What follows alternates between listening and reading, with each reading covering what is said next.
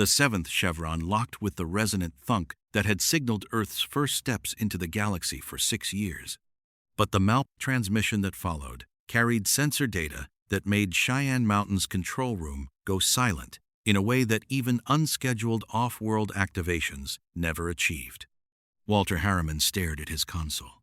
"Sir, MALP confirms P3X 774, Anubis's forward staging world. Drone manufacturing facility confirmed." But his voice caught. "Sir, there's a dimensional anomaly. Energy signature unlike anything in the database. It's massive." General Hammond was down the stairs before Walter finished. SG-1 materialized behind him. Jack O'Neill, coffee in hand. Sam Carter, already pulling data streams. Daniel Jackson, notebook open. Teals, staff weapon, ready. "Massive how?" Hammond asked. Walter swallowed. "Sir, multiple contacts. Hyperspace-capable signatures. Human biosigns. Thousands of them. Sir." Carter pushed past, eyes on the MALP feed. "That's not hyperspace. That's..." She froze. "Slipspace. Multiple Shaw Fujikawa translite engines. That's a fleet." Jack lowered his coffee. "A what?" "Fleet," Carter repeated. "Flagship configuration matches UNSC Infinity from the Apophis engagement. 10 destroyer-class escorts, 20 frigates, battle formation." Daniel blinked.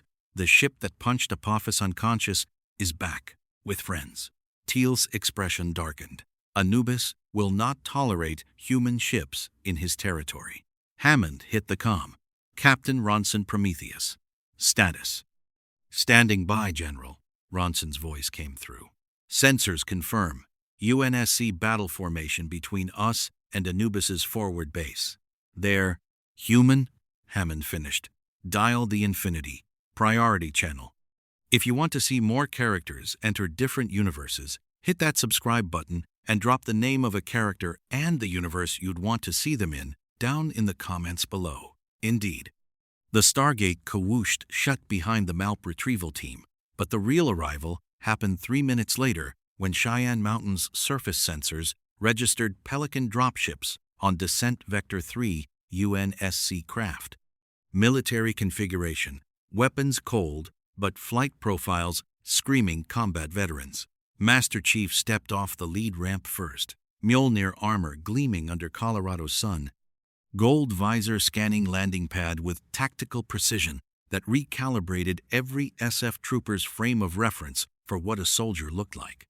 Spartan Commander Palmer followed, 6 operators behind her. Then, the second and third Pelicans emptied 24 Spartans total. Jack O'Neill met the chief at the ramp's base, hands in pockets, expression carrying the specific mix of professional assessment and "here we go again" that defined his relationship with the impossible. "Chief," Jack said. "Colonel," the chief replied. "Anubis." Jack nodded toward the mountain entrance. "Briefing room. Hammond's waiting. Carter's got questions." Inside, the SGC briefing room felt smaller, with 24 Spartans standing silent behind the chief and Palmer, General Hammond at the head. SG-1 arrayed left Carter already cross-referencing MALP data with UNSC sensor feeds, Daniel noting tactical formations, Teal'c assessing Spartan discipline. Captain Lasky's face appeared on the main screen, Infinity Bridge behind him. General Hammond.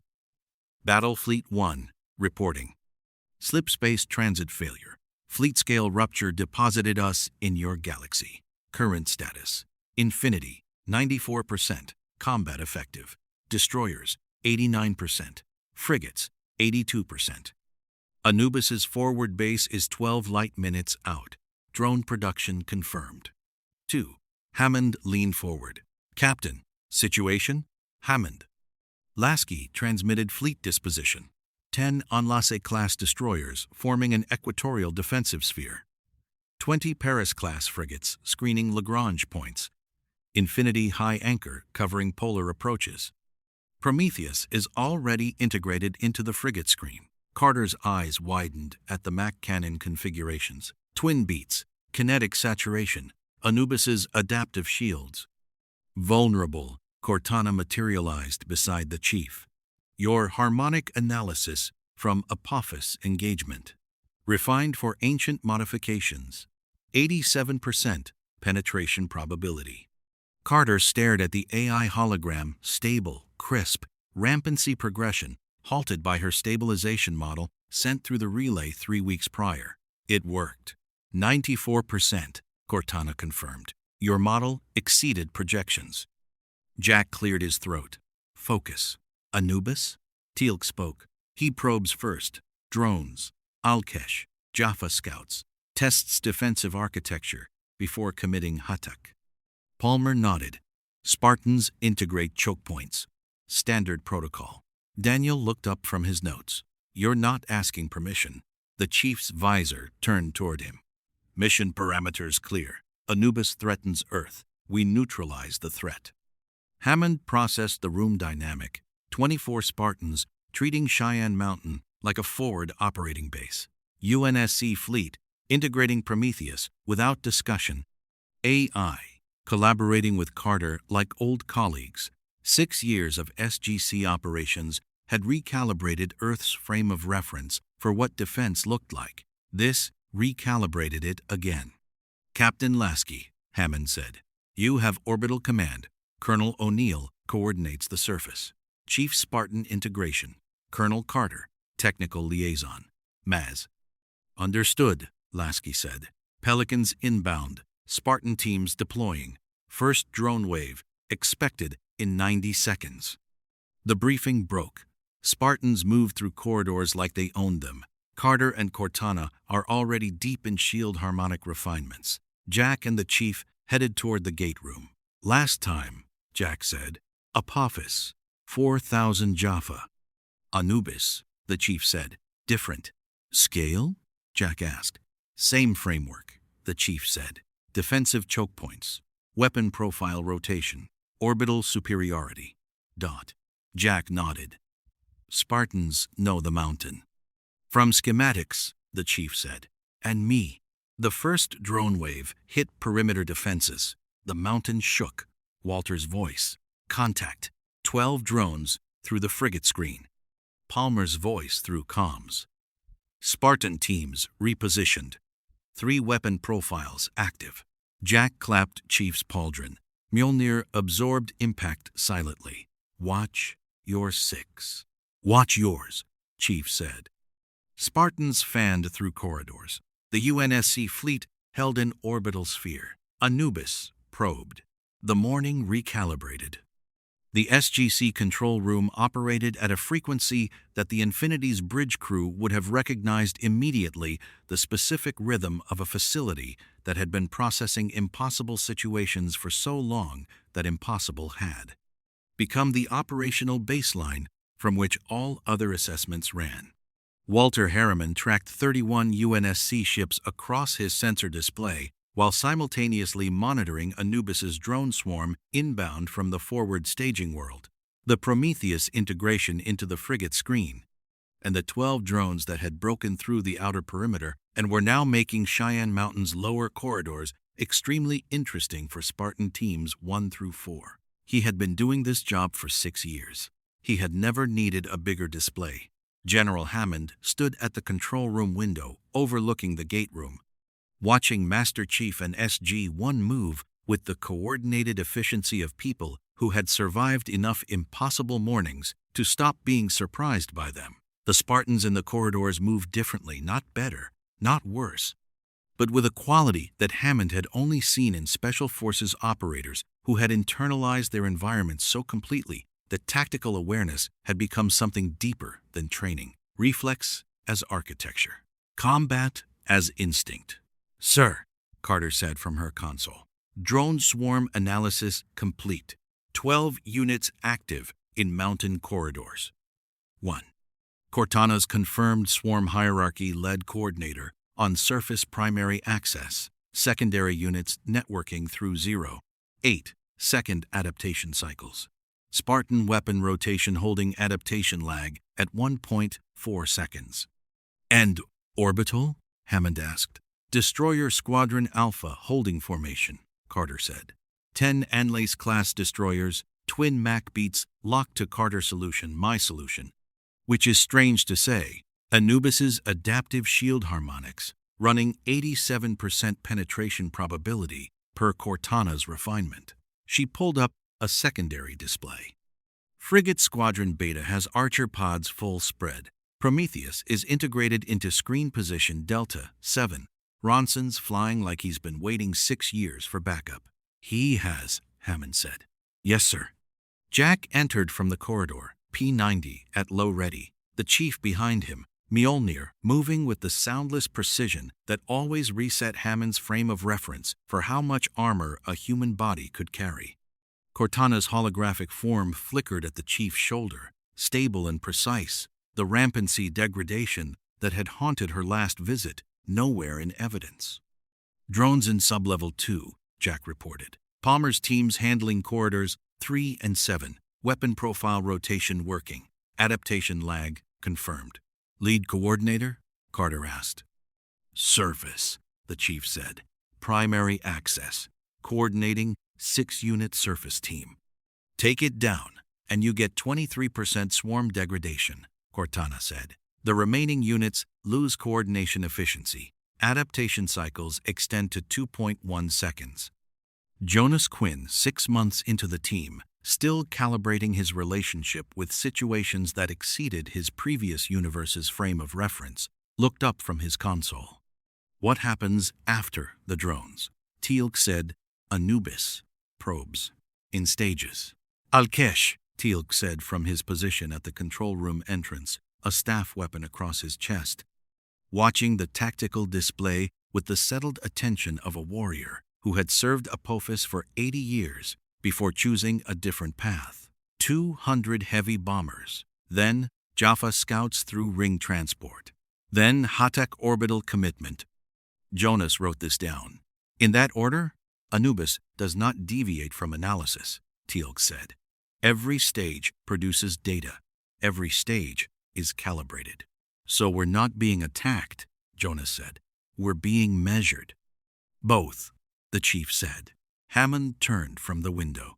The full weight of the morning's calculus assembled itself in the specific way it always assembled, not dramatically, but with the quiet arithmetic of a commanding officer who had been doing this long enough to know that clarity was more useful than comfort. 27,000 UNSC personnel in orbit. Battle Fleet 1. 31 ships holding an orbital sphere that Earth had never had before and might never have again if the slipspace rupture sealed permanently. Against that, a half-ascended system lord with ancient knowledge and 5,000 years of practice at being the most dangerous intelligence in the galaxy. Captain Lasky, Hammond said into the comm. General, Lasky's voice came through, steady and immediate. What's your assessment of long-term orbital sustainability? Hammond asked. A pause that lasted exactly long enough to mean Lasky had already run this calculation and was choosing how to present the answer. Destroyers can maintain formation indefinitely. Frigates need resupply in 30 days. Infinity's Mac cannons have 22 full salvos remaining. Another pause. The slipspace rupture was sealed 40 minutes ago. Hammond processed that. Jack processed it beside him with the specific stillness of an operator receiving bad news in a tactical context. No return window, Jack said. Not currently, Lasky said. Dr.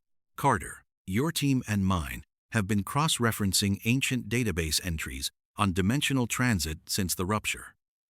There's a theoretical framework. Months minimum. Months minimum, Carter confirmed, not looking up from her console. 27,000 people, Hammond said. Yes, sir, Lasky said. They're professionals. They know the mission. It was said with the specific simplicity of a commanding officer who had already processed the grief of that number and arrived at the other side of it where duty lived. Hammond recognized the quality. He had heard it in his own voice more times than he wanted to count. They have Earth, Hammond said. Yes, Lasky said. That helps. The mountain shook, second drone wave, hitting Corridor 4. Palmer reports choke point 4 engaged, Walter said. 6 drones, Spartan Team 2 handling, weapon profile rotation holding. Carter pulled up the Alkesh trajectory data. Anubis's next probe inbound. 200 heavy bombers, atmospheric entry vectors, multiple impact points. Surface teams? Jack asked. Spartans repositioning to elevated terrain. Palmer's voice cut through the comm. 3 weapon profiles. MA-5C, M6D, Covenant plasma. Interlocking fields of fire. The chief moved toward the exit corridor. Chief, Hammond said. The gold visor turned. You've been here before, Hammond said. Both times, you arrived at the worst possible moment. A pause. Yes, sir. Is that a pattern? Hammond asked.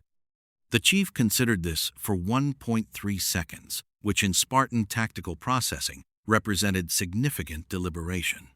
No, sir, he said. We were already in a battle when the rupture hit. The worst possible moment was ours first. Jack looked at him. So we're having a bad morning. Earth keeps having bad mornings, the chief said. We keep arriving in the middle of them. Cortana's holographic form pulsed with something that might have been amusing. The Shah Fujikawa drive doesn't have good timing. Jack turned to Hammond. Comforting. Hammond nodded once. Get to the surface. Alkesh. Inbound. The Alkesh came in 3 staggered waves, wide dispersal, targeting every structural vulnerability the mountain's perimeter had ever shown in 6 years of engagement logs, which meant Anubis had been doing his research, pulling data from somewhere that included SGC after-action reports, construction manifests, power intake locations. The chief stood on the primary ridge with Palmer and 6 operators, watching 200 bombers resolve from Colorado sky into specific targeting problems. Profiles, Palmer said. First team MA-5C, the chief said. Second team M6D, third team plasma. Rotate on my count. The first Alkesh cleared the ridge at 400 meters. Shields active, plasma cannon arrays tracking. The MA-5C team fired. Kinetic rounds. Shields registered, modulated.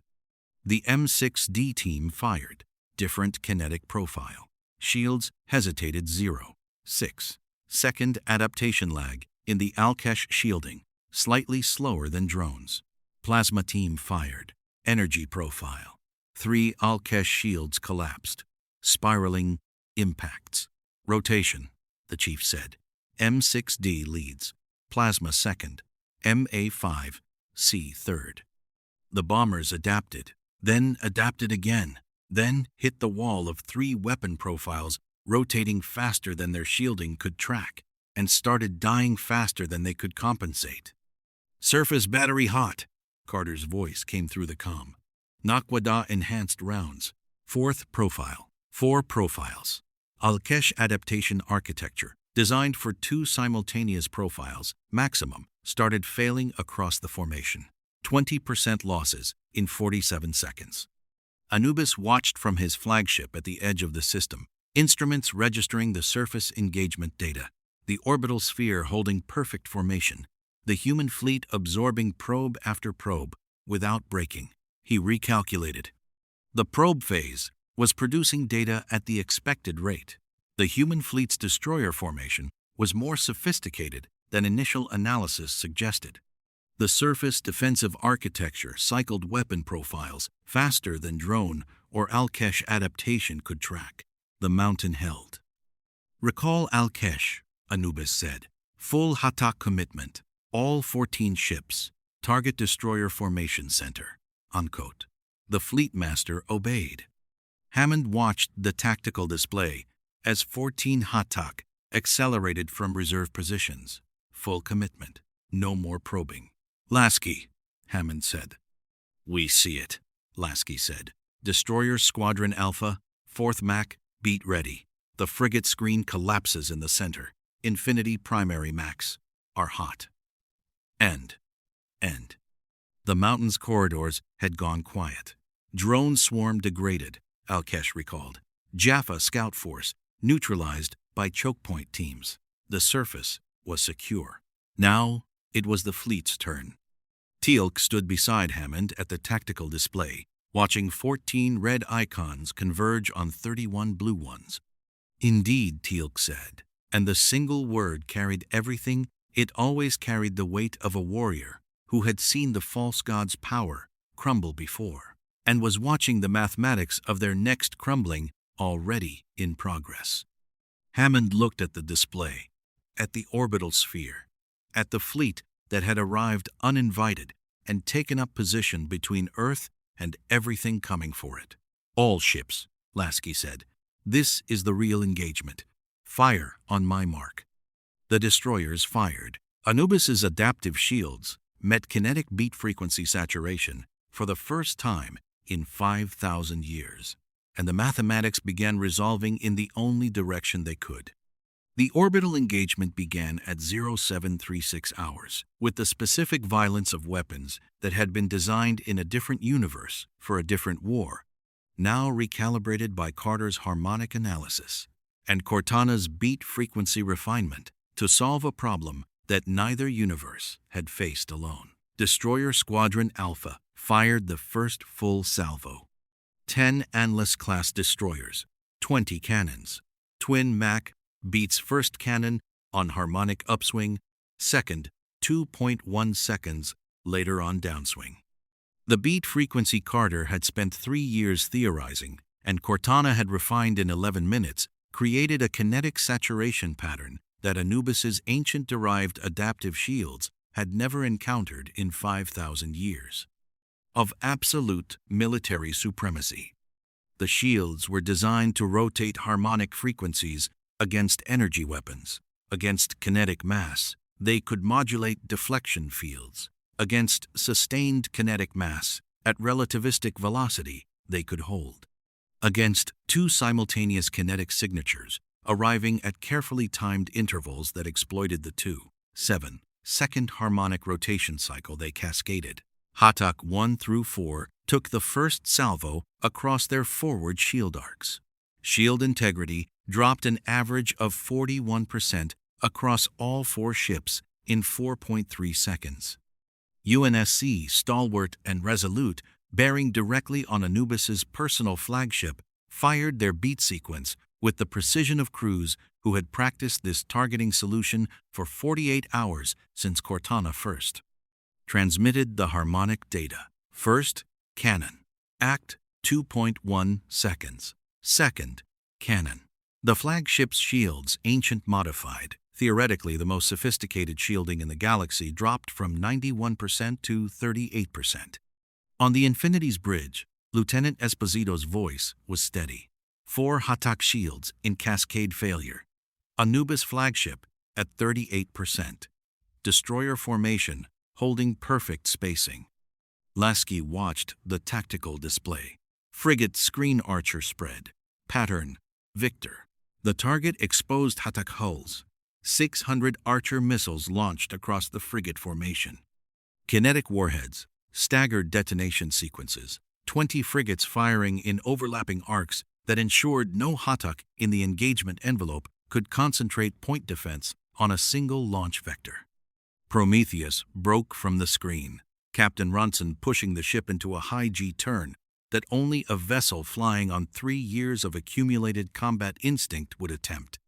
Railgun batteries tracking Hatak 7's dorsal ridge, firing in the 3-second window before the Hatak's point defense could reacquire.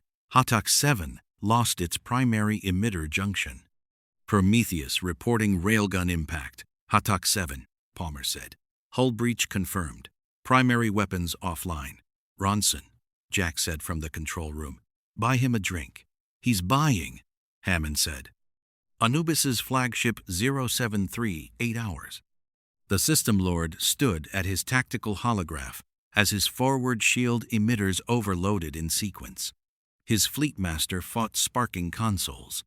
Jaffa technicians rerouted power through tertiary systems. The flagship's internal lighting shifted from gold to red as emergency protocols engaged. Anubis did not move, did not react. He processed. The beat frequency was not in his ancient knowledge library, not because the ancients hadn't understood kinetic mass saturation they had.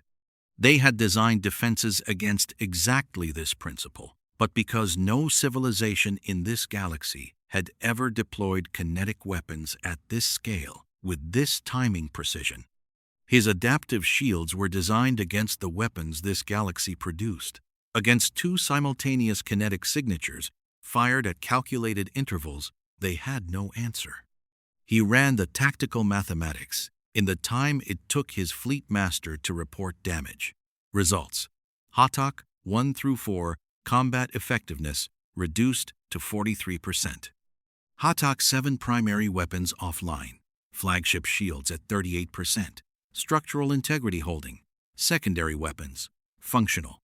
The human destroyer formation had not moved. Perfect spacing. Interlocking arcs. No exposed flanks. No gap that numerical Hatak superiority could exploit. He had underestimated the fleet's tactical sophistication. Recall Hatak 1 through 4, Anubis said. Deploy counter-drone interceptors. Force their archer missiles to abort the terminal phase. As you command, the fleet master said. 2,000 interceptor drones launched from reserve Hatak bays. Not adaptive weapons, pure interceptors, designed to detonate incoming kinetic projectiles before terminal phase. Archer missiles began dying in mid-flight.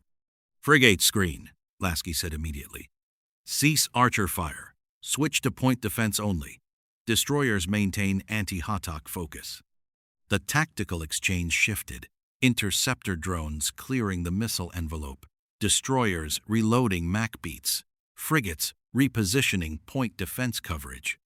Prometheus circling back toward screen position. Hull showing 2 staff cannon impact points. Ronson refusing to acknowledge damage. Carter watched the exchange on the main display. Instruments registering every variable simultaneously. He's adapting. Interceptor drones eliminate Archer missiles. Destroyers focused on Hatak. He's trying to isolate the formation's elements. Man, divide and engage, Teal'c said. Yes, Carter said. Force the destroyers to maneuver. Break their spacing. Create gaps. Lasky knows, the chief said from the corridor entrance. He had returned from surface drone coordination, gold visor, reading the tactical display. He won't break formation. Anubis will test that, Teal'c said. Test it against what? Jack said. Against Prometheus, the chief said. Carter's head came up. Ronson, the chief confirmed. Anubis targets the most vulnerable element, forces it out of position. Destroyers maneuver to cover. A gap appears. Hammond was already on the comm. Lasky, chief's assessment. Anubis targets Prometheus to create a formation gap. Chief's correct, Lasky said. Ronson, fall back to screen position Delta 3. Let the frigates cover. Ronson's voice. Respectfully, Captain, I can draw 3 Hatak into the destroyer kill arc if I hold position another 40 seconds. Silence. Lasky processed that. 40 seconds. Prometheus, hull at 71%. 3. Hatak into destroyer fire arcs. The mathematics of sacrifice against the mathematics of formation integrity. 40 seconds, Lasky said. Then you pull. Copy, Ronson said. Hammond watched the single gray icon hold position as 3 Hatak converged on it. Staff cannon fire impacting shields in cascading sequences. The Prometheus absorbed hit after hit, railgun batteries returning fire, buying 40 seconds of tactical positioning that cost her hull integrity and gave the destroyers 3 exposed Hatak at optimal engagement angles. Fire, Lasky said. 10 destroyers, 20 cannons, 3 Hatak at optimal angle. The beat frequency saturation ran exactly as calculated. All 3 ships went to cascade shield failure in 6.1 seconds. Prometheus pulled back, hull integrity at 54%. Ronson's voice completely calm. Position Delta 3, ready for the next run. Ost. Jack stared at the tactical display. He's going to need that drink. The whole SGC is buying, Hammond said. The engagement had been running for 11 minutes when Anubis made his second significant recalculation. 7 Hatak combat ineffective or withdrawn. His personal flagship at 38% shields. The human destroyer formation had absorbed 3 major probe waves and not broken formation once. Prometheus, a single Tauri ship that by all rights should have disintegrated under concentrated Hatak fire, was still in the engagement envelope, still drawing targeting solutions, still functioning as bait with the specific stubbornness of a crew that had decided the mathematics of their survival were irrelevant. Anubis's flagship is accelerating, Esposito said.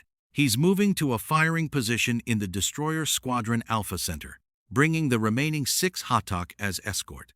Full commitment, Palmer said. His reserve is gone.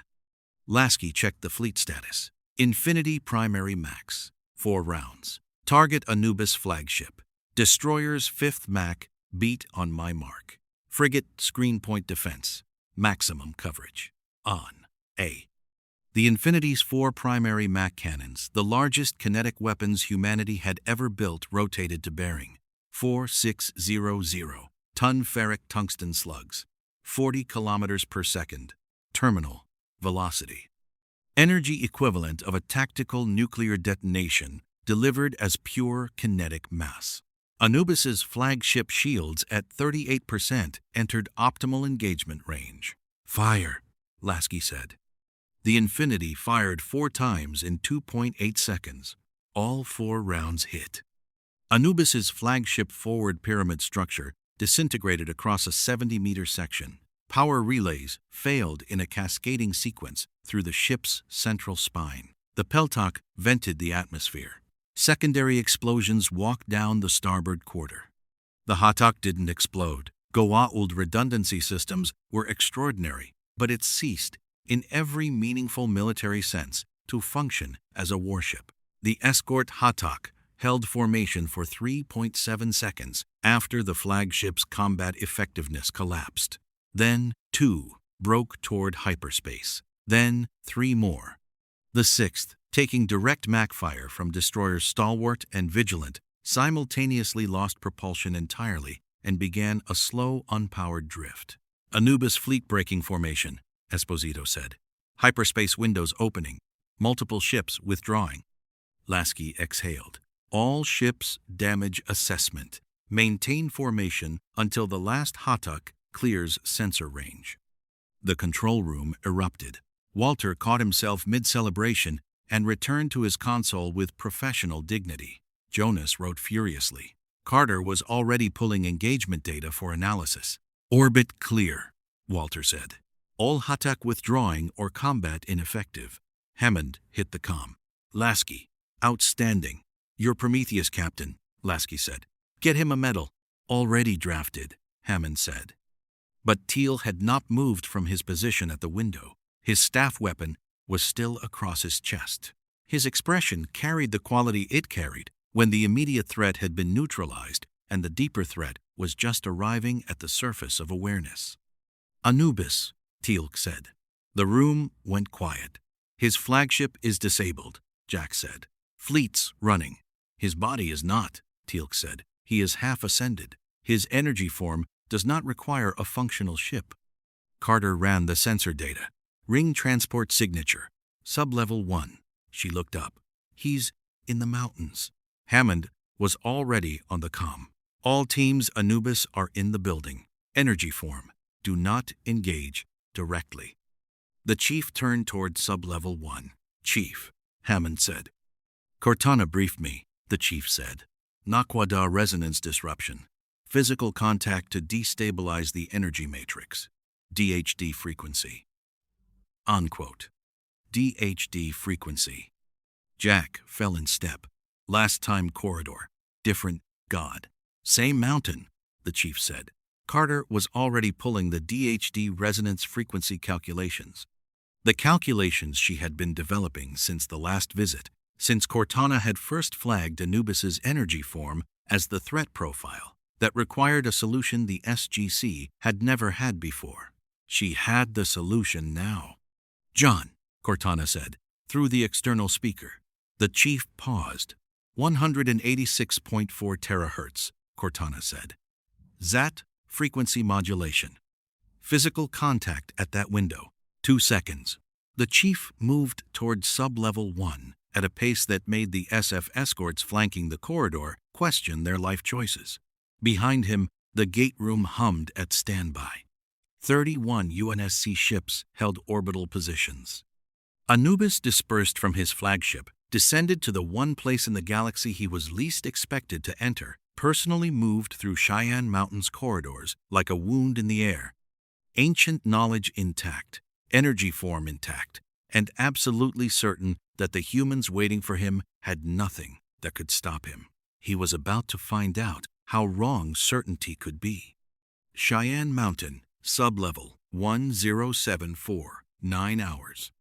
The corridors of Cheyenne Mountain had absorbed 6 years of impossible staff cannon fire, replicator incursion, Goa'uld infiltration, super soldiers, time loops, alien viruses, and 4,000 Jaffa that 1 Spartan and 8 SG teams had neutralized in 3 hours without a single casualty. The mountain had seen everything. Nothing had prepared it for Anubis walking its corridors in person. The energy form moved through sub-level 1 with the specific quality of something that had never needed to consider whether the environment it occupied would permit its passage. Walls didn't stop it. Blast doors registered its approach and became irrelevant. The temperature in every corridor it passed dropped 11 degrees as the dark energy matrix drew ambient heat into itself, leaving frost crystals on conduit housings and door frames that SGC personnel would find hours later and understand exactly what they marked. 12 Horus Guard materialized through ring transport 30 seconds behind their lord.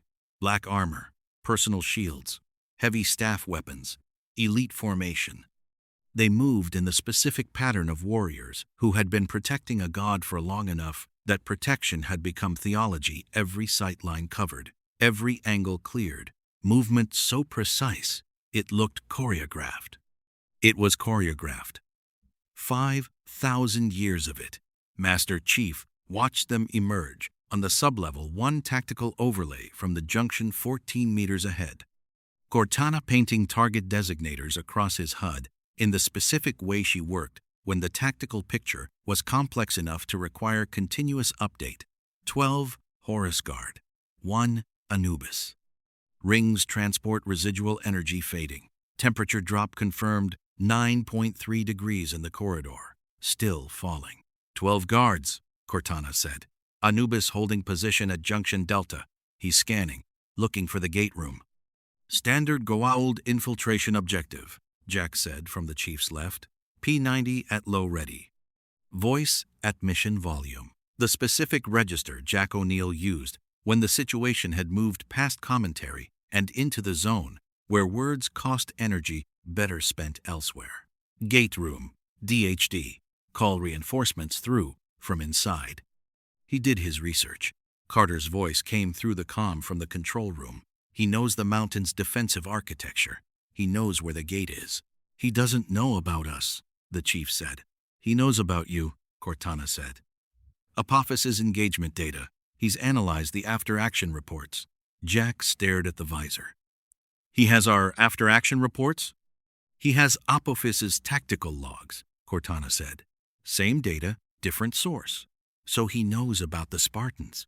He knows about 1 Spartan, Cortana said. He doesn't know about 25. Jack processed that. Then he nodded once, the way he nodded when a situation had just shifted from bad to manageable. Palmer? Choke points 2, 4, and 7, Palmer said through the comm. 6 Spartans each. Corridor geometry forces Horus Guard into single-file engagement. Flanking angles covered. He'll go to the gate room, the chief said. Corridor 9, 40 meters. Junction turns at 15. Choke point 2, Palmer confirmed. The chief looked at Jack. You take the junction. ZAT 186.4 terahertz on Cortana's signal. You take Anubis, Jack said. Yes. Physical contact. Yes. Jack exhaled. Last time you punched Apophis unconscious. Personal shields. This time, it's an energy being, the chief said. No shield to saturate. Energy matrix destabilization through physical impact, combined with Zat disruption frequency. Has anyone ever done that before? Jack asked. No, Cortana said. Wonderful, Jack said.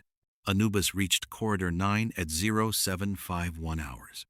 The dark energy form moved ahead of the Horus Guard, 12 warriors falling into their 5,000-year protective formation. The corridor was empty. The mountain was quiet. The gate room was 40 meters ahead, through one junction turn. He had come for the gate. The reinforcement window was closing, 6 Hatak still functional in reserve formation, sufficient to press the attack if he could call them through the Stargate before the human fleet repositioned. 3 minutes. He needed the gate room in 3 minutes. The temperature in Corridor 9 dropped to -4 degrees. Frost spread across the walls. The Horus Guard advanced. At the junction turn, Master Chief stepped out of the side corridor. 1 Spartan, gold visor, Mjolnir armor at full operational capacity. MA-5B at low ready, not raise the weapon carried as extension rather than primary option, the way Spartans carried weapons when they were considering whether they needed them. The lead Horus Guard raised his staff weapon, fired. The energy blast hit Mjolnir shields at point-blank range 4 meters and cascaded across the armor's plating in the specific way that close-range staff fire always tested shield geometry. Shields at 91%. The chief moved. Not laterally, not for cover forward, into the Horus Guard formation. The specific Spartan tactic that turned close-quarters combat from a liability into the preferred engagement range, where a warrior in 1,000 pounds of powered armor with reaction times measured in milliseconds became something the 5,000-year tactical library of the Goa'uld had no answer for. First Horus Guard down in 0.8 seconds, second and third in the next 1.3. The staff weapons in the formation couldn't track firing solutions in the corridor when their own element occupied the angles.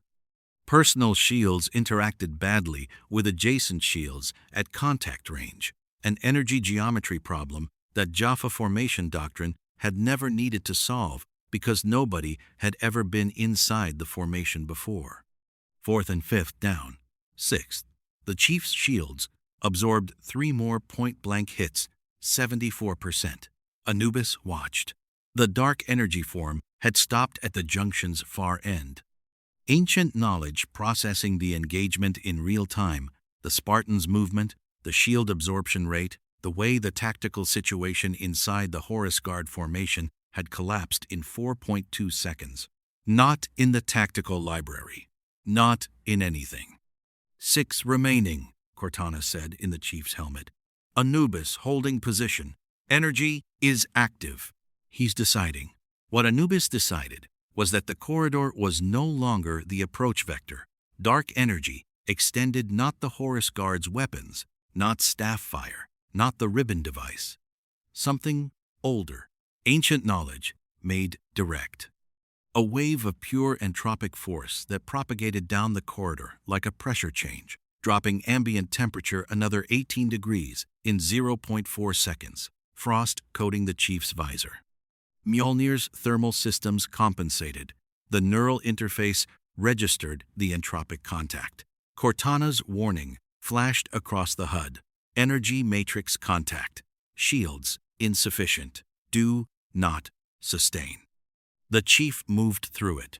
Not because the shields held they didn't entirely, entropy bleeding through Mjolnir's energy systems at the edges, but because the tactic was wrong. Anubis was using it to create distance, to push the chief back, to reopen the approach to the gate room. The chief closed the distance instead. Remaining 6 Horus Guard between him and Anubis. He hit them at combat velocity. 2 down to strikes. 2 down to the MA-5B. At range 0, the muzzle almost inside their personal shields. before firing. One down to a P-90 burst from Jack at the junction corner, Carter's voice in his ear confirming the frequency modulation was active on Jack's Zat. One remaining. The last Horus Guard stepped into the Chief's path with the specific commitment of a warrior who understood they were dying and had decided the only variable left was how they did it. Staff weapon discharged at contact range. Shields at 51%. The Chief took the hit, finished it, stepped through. Anubis at 3 meters. Dark energy forms pulsing. Ancient knowledge is active. The energy that had flowed from Omadasala's failed ascension process. The half-state between mortal and ascended that gave him capabilities. No physical being and no ascended being fully shared the specific power of something that existed between categories. "John," Cortana said, 2 seconds after contact, "Jack needs the frequency signal." The Chief looked at Anubis. Anubis looked at the Chief. "You are not of this universe," Anubis said. The voice carried dimensional resonance, not heard, felt, the harmonics registering somewhere below auditory processing. "You fight for a world not your own." "Yes," the Chief said. "Why?" The Chief didn't answer. He moved. Physical contact. One armored gauntlet driving into the dark energy matrix at the point Cortana had identified as the energy form's highest density concentration. Neural interface feedback spiked. Error warnings across the HUD. Cortana compensates in real time, adjusting Mjolnir's energy routing to manage the entropic bleed-through. Anubis recoiled. First physical contact in centuries. The energy matrix destabilized along the impact vector, a 0.3-second window of fractured coherence that looked to the ancient knowledge inside Anubis's consciousness like something completely outside the reference library. "Jack," Cortana broadcast. Now, Jack O'Neill stepped around the junction corner and fired his Zat at 186.4 terahertz. The modulated energy beam hit Anubis's destabilized matrix at the frequency Carter had calculated, and Cortana had refined the specific resonance that interacted with the Naquadah control structure underlying the Profire's half-ascended energy form, the frequency that treated the dark energy matrix not as a metaphysical phenomenon, but as a physical system with exploitable parameters. Anubis's form fractured along 3 coherence lines simultaneously. Carter's voice through the comm. "Again, 2 more pulses. The matrix is cascading." Jack fired twice more. Each pulse at the modulated frequency, each one hitting fracture lines that the previous pulse had opened. The dark energy form writhed, the specific motion of something losing structural integrity that had been maintained for a century through ancient knowledge and force of will, and the specific half-ascended state that made Anubis simultaneously the most dangerous and most unstable entity in the galaxy. The Chief struck again. Same concentration point. Neural interface error warnings filling the HUD. Cortana routing power away from exposed systems, compensating, managing, and. "Hold," Cortana said. One more pulse. The dark energy matrix had fragmented to 32% coherence. The ancient knowledge inside it was still active, still processing, still recalculating, but the physical substrate that gave it form and presence in the material universe was failing. Jack fired. Anubis dispersed. Not destroyed, not in the way a mortal being could be destroyed, not permanently, not completely. The half-ascended state meant the energy didn't simply cease, it scattered. Coherence fell below the threshold required for material manifestation. The dark energy form lost the specific organization that made it Anubis rather than ambient quantum noise. The corridor temperature rose 9 degrees in 2.1 seconds. Frost sublimated from walls and conduit housings. The entropic field collapsed. The Horus Guard lay still. Haydn. Jack lowered his Zat. I looked at the corridor. at the dispersed energy residue settling into imperceptibility, at the chief standing motionless, visor forward, Mjolnir systems running diagnostics. "Did that work?" Jack said. "Energy matrix coherence below material manifestation threshold," Cortana said. "He's dispersed. Duration unknown, possibly hours, possibly days, before coherence can rebuild." "And then?" Jack asked. "He rebuilds," Cortana said. "Half-ascended states are resilient, but the Naquada resonance damage to his control structure will require time to repair. Weeks minimum." Jack looked at the chief. "Not dead." "Not dead," the chief confirmed. "But running," Jack said. "Running," Cortana said. "Across the galaxy, without a fleet, without forward staging, without drone production, without a body." Jack considered that. "So basically we took his car keys, his house, and temporarily turned him into weather." "Accurate," the chief said. Jack pointed at the corridor. "Gate room. Hammond will want to debrief in the next 30 seconds. SGC gate room, 075, 3 hours." The debrief began before anyone sat down. Hammond, SG-1, Master Chief, Palmer, Jonas, Teal, the gate room's ambient hum, providing the only consistent note under Carter's rapid-fire analysis. Jonas's furious note-taking, Jack's careful management of a coffee that had somehow survived the entire engagement, and the chief's motionless presence at the room's center that everyone else unconsciously arranged themselves around. "Anubis dispersed," Hammond said. "Temporarily," Teal confirmed. "His half-ascended state provides resilience against permanent elimination. He will reconstitute." "Weeks," Cortana said. "Weeks," Hammond repeated. "Fleet status?" Carter pulled up the orbital display. 31 UNSC ships holding formation. Anubis's remaining Hatak. Gone hyperspace windows closed. Sensor range clear. Prometheus, at position Delta, 3. Hull, integrity, 54%. Ronson, already transmitting damage reports that read like someone had driven a warship through a rock quarry at speed and then kept going. "Orbital clear," Carter said. "Destroyer Squadron Alpha, 0 losses. Frigate Squadron Beta, 3 frigates minor damage. Infinity, 4 MAC rounds expended. Systems nominal." Prometheus. She paused at the damage report.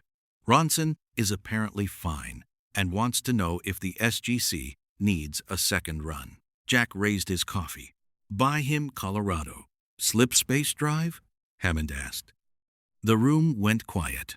The specific quality that particular question produced, not the quiet of tactical assessment, but the quiet of people who understood that the answer had dimensions beyond the military. Lasky's voice came through the comm, steady and precise as always. "Dr. Carter's team, and mine, have been running ancient database cross-references since the rupture sealed. There is a theoretical framework dimensional transit using a modified gate address sequence combined with slipspace bubble generation at the event horizon boundary.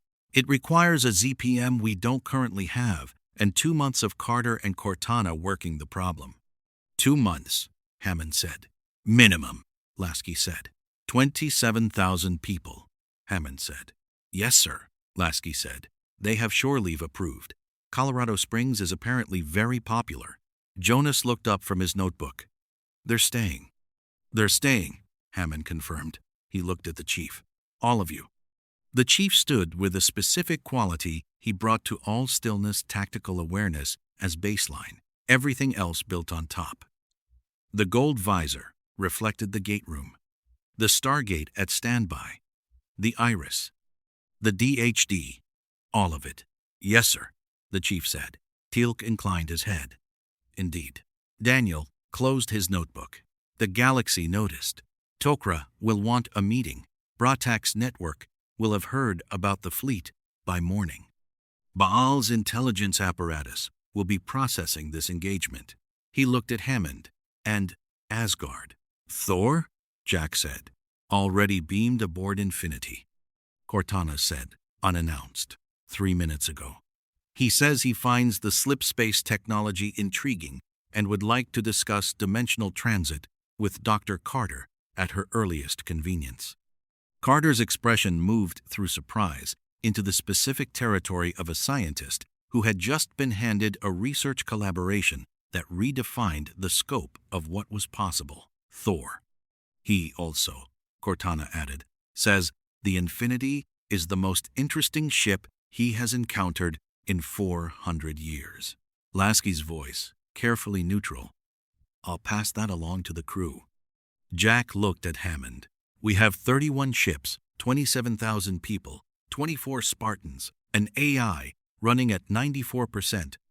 Thor interested in Cortana's dimensional transit work, Tok'ra wanting meetings, Bratak's network recalculating, Baal watching, and Anubis temporarily turned into weather.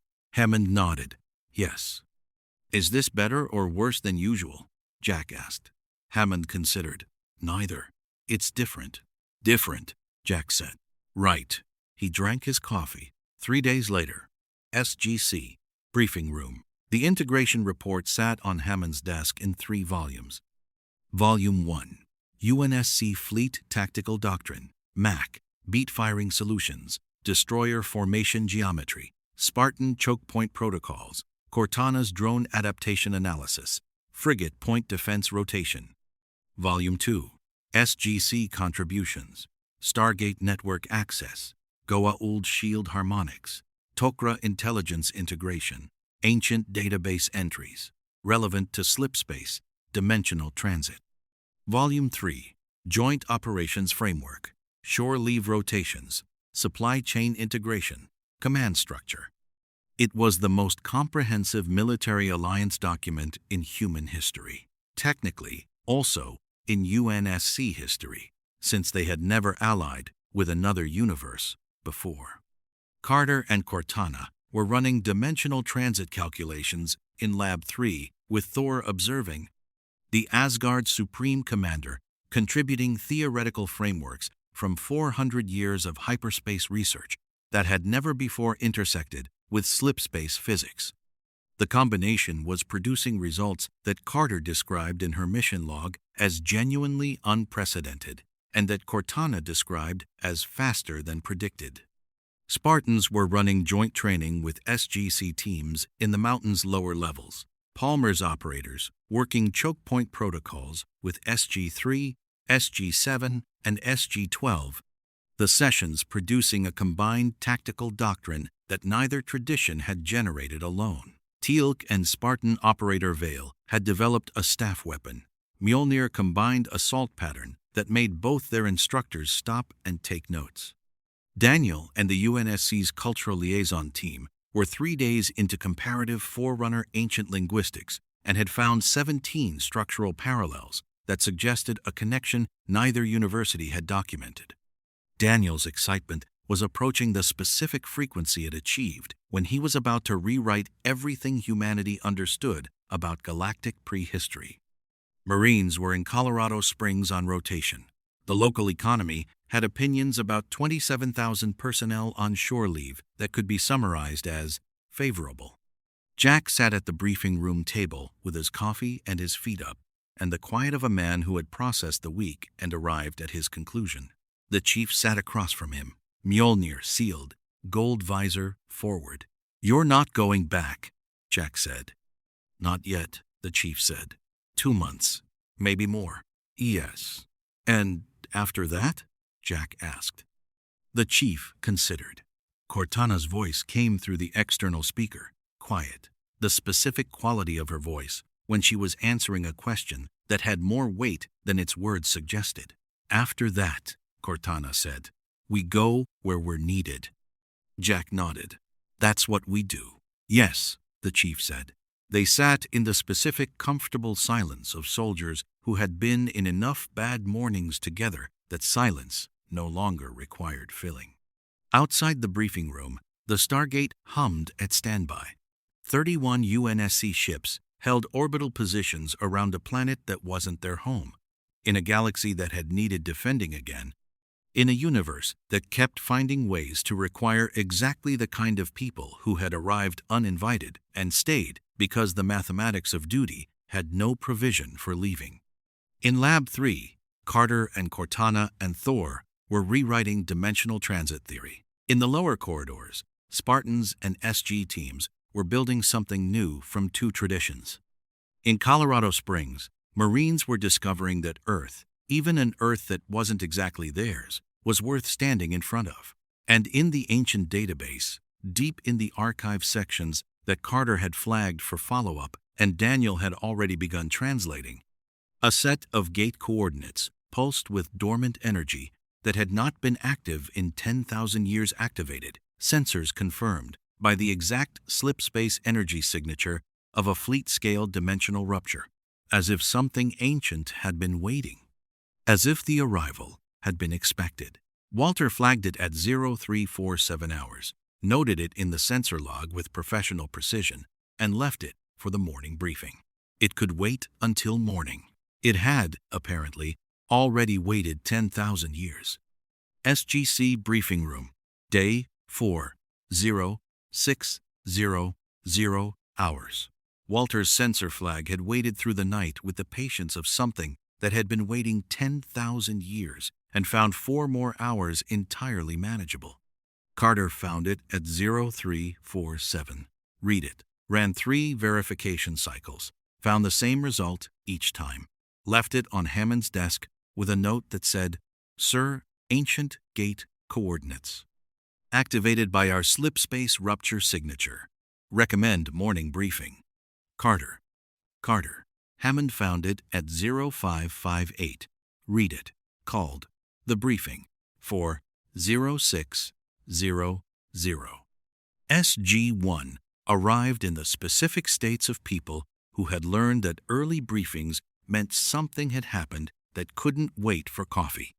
Jack arrived with coffee anyway. Daniel arrived with 2 notebooks, which meant he had been awake since before the flag. Teal'c arrived looking exactly as he always looked, which was a comfort. Jonas arrived 30 seconds behind Teal'c, already writing.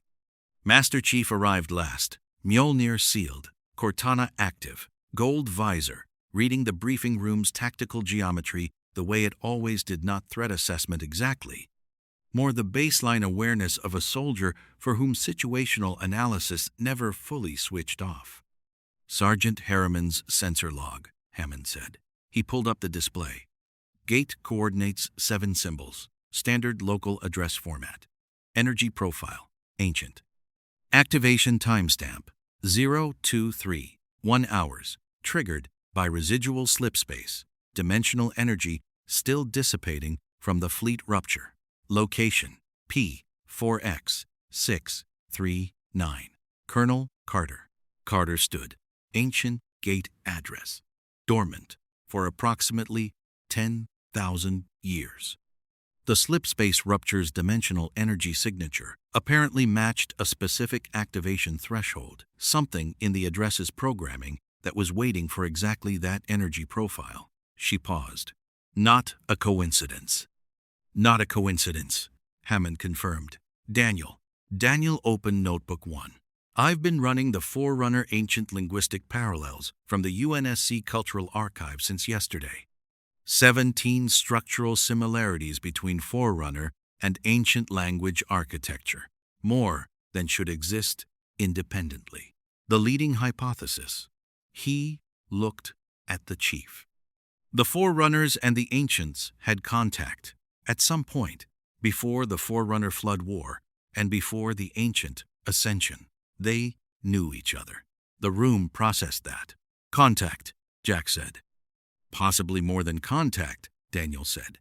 Possibly collaboration. The gate coordinate activation threshold being specifically calibrated to slipspace energy, that's not coincidental engineering. That's deliberate design. They built a gate address specifically responsive to slipspace transit, Carter said, which means they anticipated slipspace transit, which means they knew we were coming, Cortana said. Silence. The specific quality of silence that follows when a room full of people who have processed impossible things for years encounters something that moves the boundary of impossible further than it has previously been. 10,000 years ago, Jack said. Approximately, Daniel said. They built a gate address that would only activate when a slipspace fleet entered this galaxy, Jack said. Yes, Carter said. Why? Jack asked. Daniel looked at his notes. That's what P4X 639 is presumably going to tell us. Hammond looked at the chief. Forerunner, ancient contact. A gate address designed for your fleet's arrival. Your assessment. The chief's visor moved to the coordinate display. 0.8 seconds of processing. Mission. Jack pointed at him. That's it. That's the whole assessment.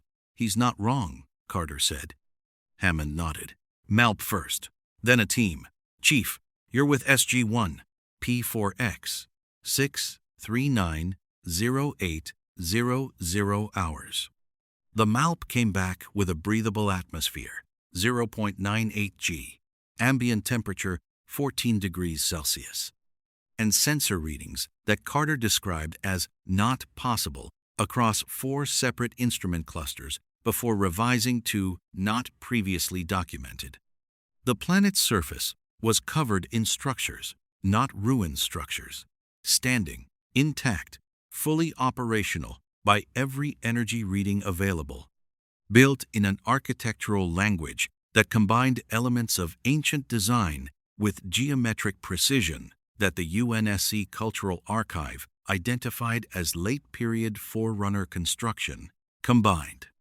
The same building, ancient arches, Forerunner precision geometry, integrated so completely that the seam between traditions was not a seam at all, but a synthesis to architectural philosophies that had clearly been developed by civilizations who understood each other's design principles well, enough to build together. The Stargate stood in a plaza at the structure complex's center, DHD intact, crystals active, energy reading strong.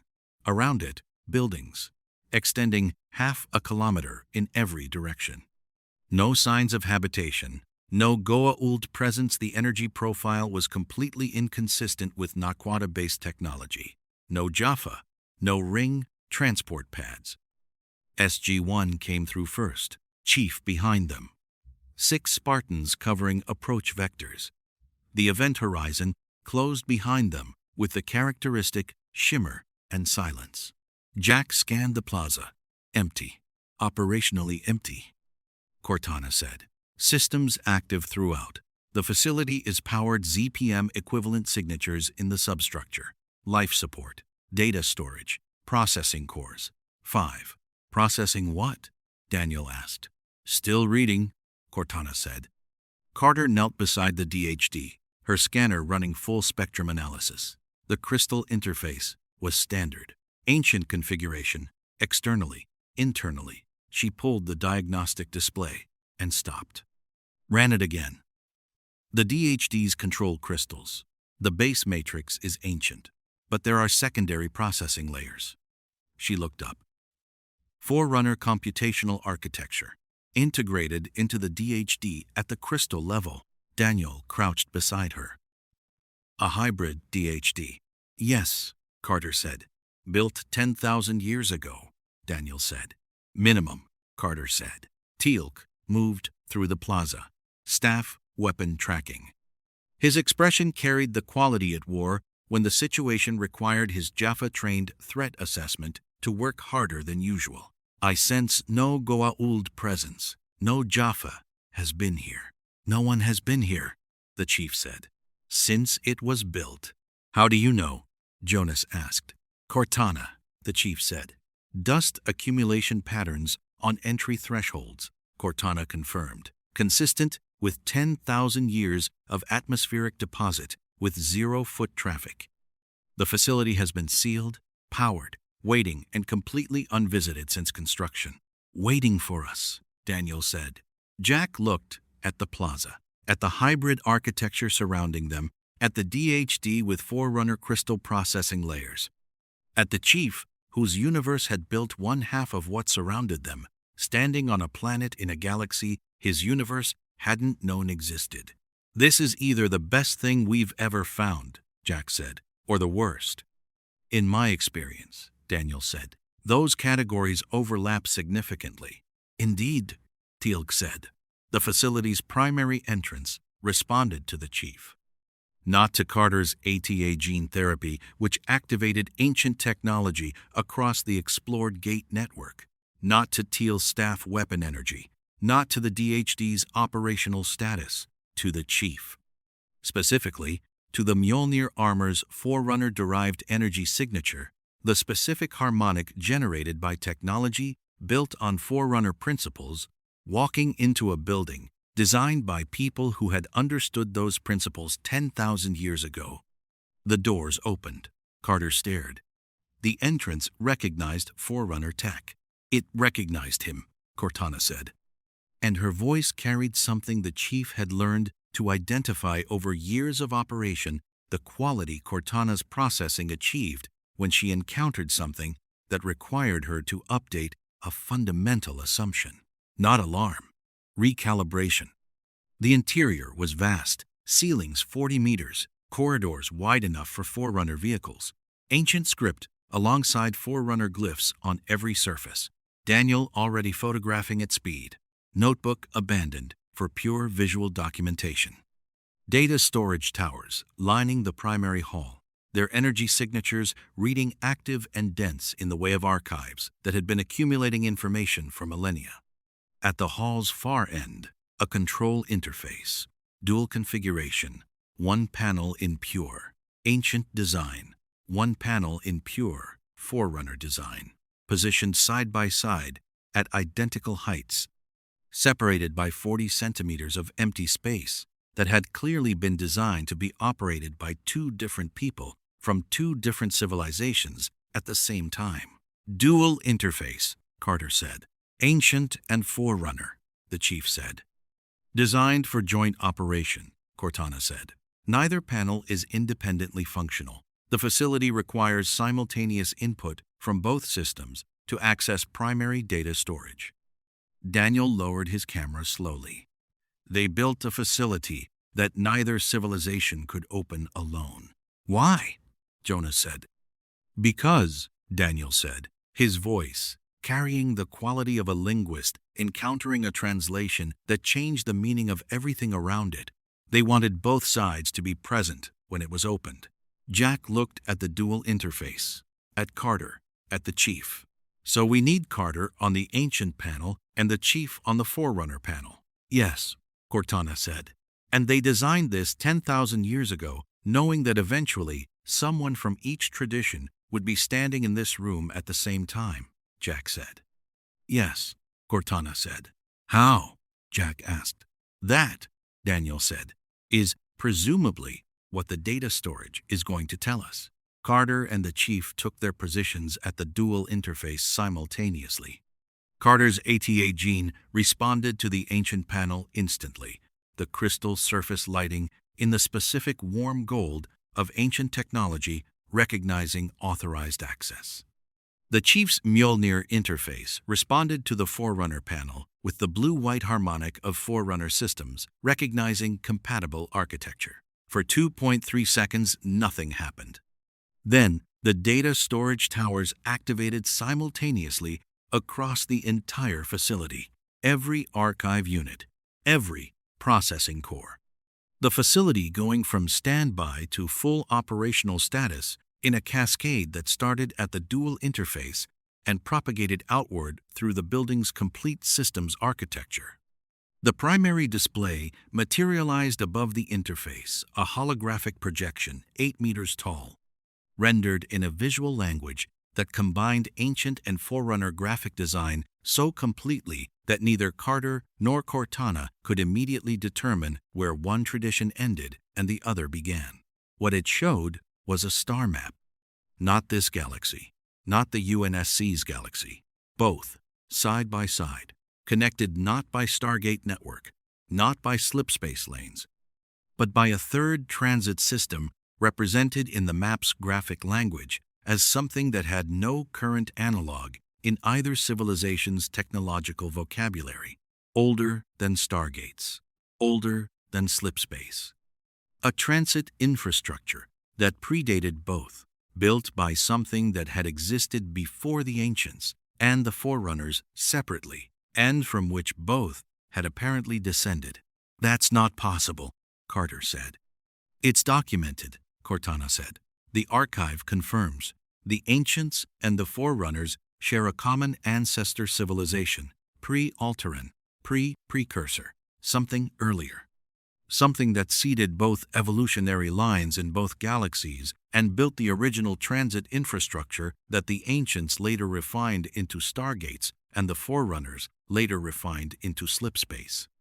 Daniel had stopped photographing. He was completely still in the way of someone whose entire professional framework had just been simultaneously confirmed and exceeded.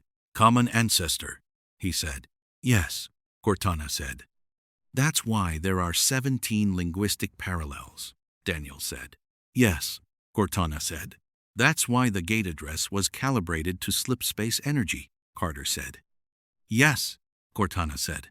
"The facility was built by Ancients and Forerunners together, at a point when both civilizations understood their shared origin, to serve as a message for the moment when representatives of both traditions arrived in the same place at the same time." She paused. "That moment is now." Jack looked at the 8-meter star map, at the two galaxies connected by something older than either civilization.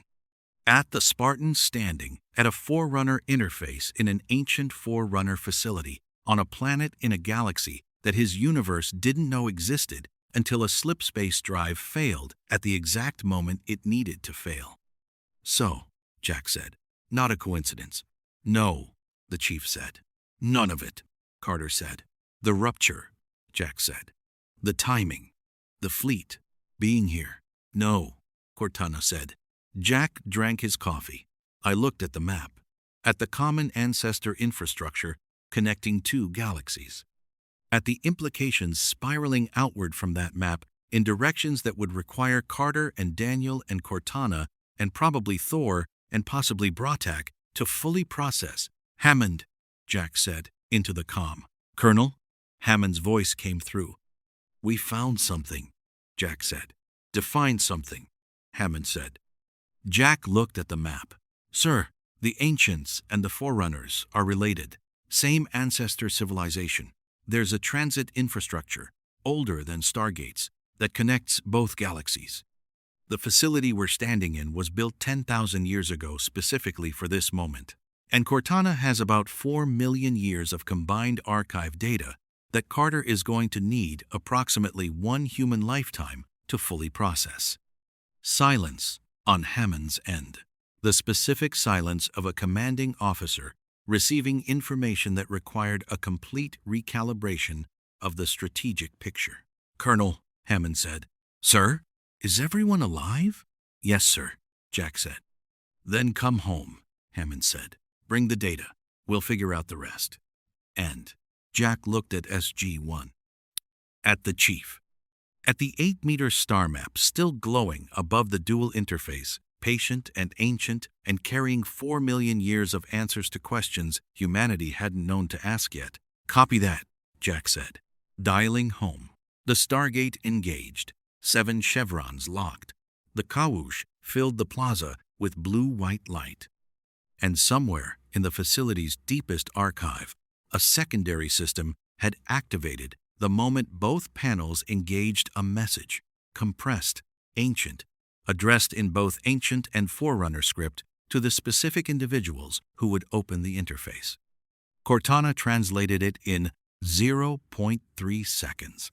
She read it twice. Then she said nothing, storing it, carrying it with the specific care of information that would change everything and needed to be delivered correctly. Later, she would tell the chief. Later, he would tell Carter. And the morning after that, the gate would dial a new address, and the work that the Ancients and the Forerunners had been waiting 10,000 years for would begin. SGC, Briefing Room Day, 50700 hours. Cortana delivered the message at 0657 hours.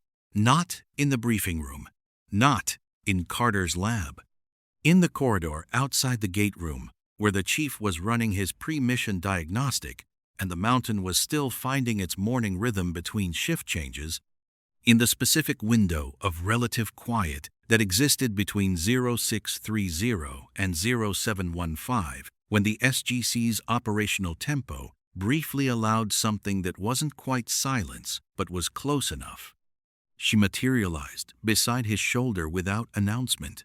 Her form carried the quality it carried when she had been processing something significant long enough that the processing had reached conclusions she needed to share before they accumulated further weight. "The message," the chief said. "Yes," Cortana said. She read it, not paraphrased, not summarized. The full text, translated from combined Ancient-Forerunner script, addressed to the representatives of both traditions who would open the dual interface together, addressed, specifically, to whoever stood at that Forerunner panel in Mjolnir armor, and whoever stood at that ancient panel with the ATA gene active. To those who arrive at the joining, you did not find this place. This place found you. The rupture that brought your fleet was the key we built 10,000 years ago, when both our civilizations understood that the separation of our galaxies was not permanent. We knew the day would come when Forerunner-derived technology and Ancient-derived technology would occupy the same space at the same moment, when the children of the Earth's lineage would meet across the gulf we crossed. Separately, the transit infrastructure, predating both our traditions, still functions beneath both galaxies. We mapped it. We documented it. We left this facility as the access point because we understood that neither tradition alone would find it, and neither tradition alone should use it. What waits in the infrastructure is not a weapon. It is not a power source.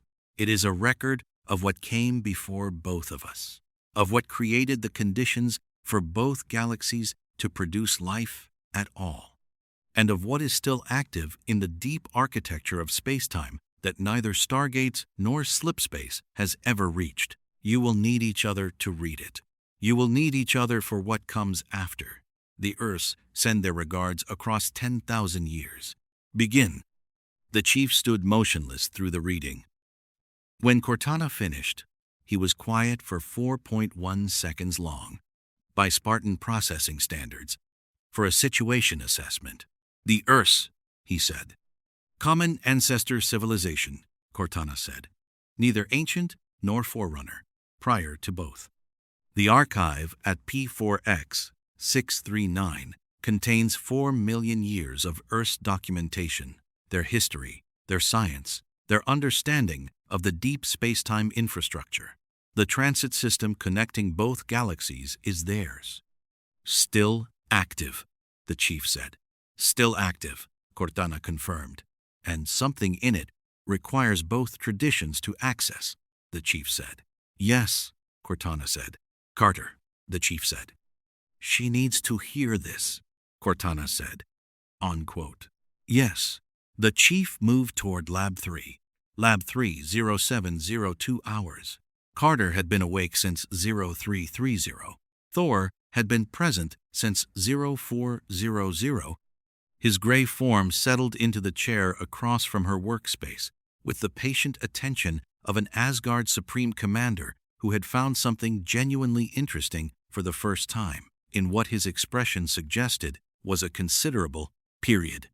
The dimensional transit calculations covered 3 whiteboards, 2 display screens, and a section of the lab floor where Carter had run out of vertical surface and adapted. Thor had contributed 17 theoretical frameworks from Asgard hyperspace research that had intersected with the slipspace bubble generation model in ways that were accelerating the timeline from 2 months to Carter's current estimate 6 weeks, possibly 5. The chief entered. Carter looked up. Cortana materialized. Thor's large eyes moved from the chief to Cortana to Carter, with the specific Asgard attention that never wasted processing on unnecessary expression. "The message," the chief said. Carter's stylus stopped moving. Cortana delivered it again, complete, verbatim. Carter listened. At the Earth's reference, she reached for her notebook. At the transit infrastructure description, she stopped reaching for her notebook and simply sat with the information in the way of a scientist encountering something that required stillness before it could be properly processed. "You will need each other for what comes after," she looks at the chief. Thor spoke. "The Asgard have records of a pre-ancient civilization." His voice carried the measured quality of 400 years of accumulated knowledge being carefully allocated. "We designated them, the progenitors, in our own taxonomy. We believed them extinct. Our records were incomplete." "The Urs," Carter said. "If that is their designation," Thor said, "our records suggested their transit infrastructure underlies the hyperspace lanes the Asgard developed. We believed we discovered hyperspace. It appears we discovered a road that already existed." Carter looked at the three whiteboards, at the dimensional transit calculations, at the slipspace bubble generation model, the transit infrastructure. "If it connects both galaxies, if it's still active." End quote. "Return window," the chief said. Carter's head came up. The Earth's transit infrastructure could theoretically provide a stable dimensional bridge, not a rupture. A controlled connection. She was already moving to the primary display. "Thor, the Asgard hyperspace signatures. The baseline frequencies you showed me yesterday. If those are derived from Earth's infrastructure, then the infrastructure's resonance frequencies are already partially documented," Thor said. "And at P4X 639, Carter continued, "the facility's power signature, the ZPM equivalents in the substructure, those aren't just powering the archive. They're powering an access node to the Earth's transit system." "Yes," Cortana said, "I believe that is correct." Carter looked at the chief. "We can bring the fleet home. Not in 2 months. She ran the calculation. 3 weeks, maybe less. If the P4X 639 node provides stable access and the Earth's infrastructure tolerates the slipspace bubble interface." The chief processed that. "Or we stay." Carter stopped. "The message says begin," the chief said. "Begin what is documented in the archive. 4 million years of Earth's knowledge, the deep space-time record. Something that requires both traditions." "You'd choose to stay," Carter said. "The mission," the chief said, "is not always getting home." Carter looked at him for a moment. Then she nodded, the specific nod of a scientist who had spent 6 years learning that the most important discoveries were never the ones you went looking for. "I'll present both options to Hammond," she said. SGC briefing room, 0800 hours. Hammond heard both options with the complete attention of a commanding officer who had learned 6 years ago that the most important decisions in his career would be made in this room, at this table, with people who had earned the right to be heard. Option 1. Use P4X 639's Earth's transit node to generate a stable dimensional bridge. Send Battlefleet 1 home in 3 weeks. Return to standard SGC operations with expanded tactical doctrine and 4 million years of archived data to process. Option 2. Maintain the fleet in orbit. Establish P4X 639 as a joint research base. Begin systematic exploration of the Earth's archive and transit infrastructure with UNSC and SGC working together. And defer the return question until the Earth's knowledge base had been sufficiently explored to understand what comes after actually meant. Jack looked at option 2 for a long moment. What comes after? "The message doesn't specify," Daniel said. He had read it 6 times and was currently on his 7th notebook of the morning. The Earth's linguistic structure already partially decoded from the P4X 639 archive samples Cortana had shared. But the phrasing, "what is still active in the deep architecture of space-time," that's not historical. That's the present tense. "Something is active," Hammond said. In the Earth's infrastructure, Daniel said, something that the Earth themselves documented as ongoing.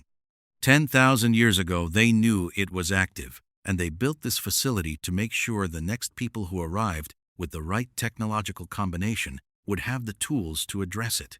Teal'c spoke. The Goa'uld have no knowledge of the Urs.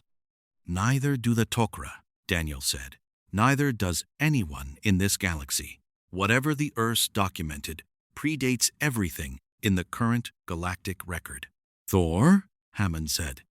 Thor, attending via holographic link from the Infinity, where he had been examining Forerunner technology samples with the focused curiosity of someone who had found his most interesting research project in centuries, considered. The Asgard will provide full support for P4X-639 research. The Urs infrastructure underlies our own technology. Understanding it is in our interest. Hammond looked at Lasky's face on the secondary screen. Captain, my crew, Lasky said, has been briefed on both options. They voted a pause. Option 2, by 94%. Your Marines love Colorado, Jack said. They do, Lasky said. But they didn't join the UNSC to go home when something this large is sitting in front of them. Unquote. Hammond looked at SG-1, at the chief, at Jonas, who had filled 4 notebooks in 5 days and showed no signs of slowing, at Teal'c, whose expression carried the quality of a warrior who understood that the next war was already in motion, even if its shape wasn't yet visible. Option 2, Hammond said. P4X-639, Research Station, Alpha Day 7. The Joint Research Station established itself with the efficiency of 2 military organizations that had been running impossible operations for long enough to know that infrastructure preceded discovery.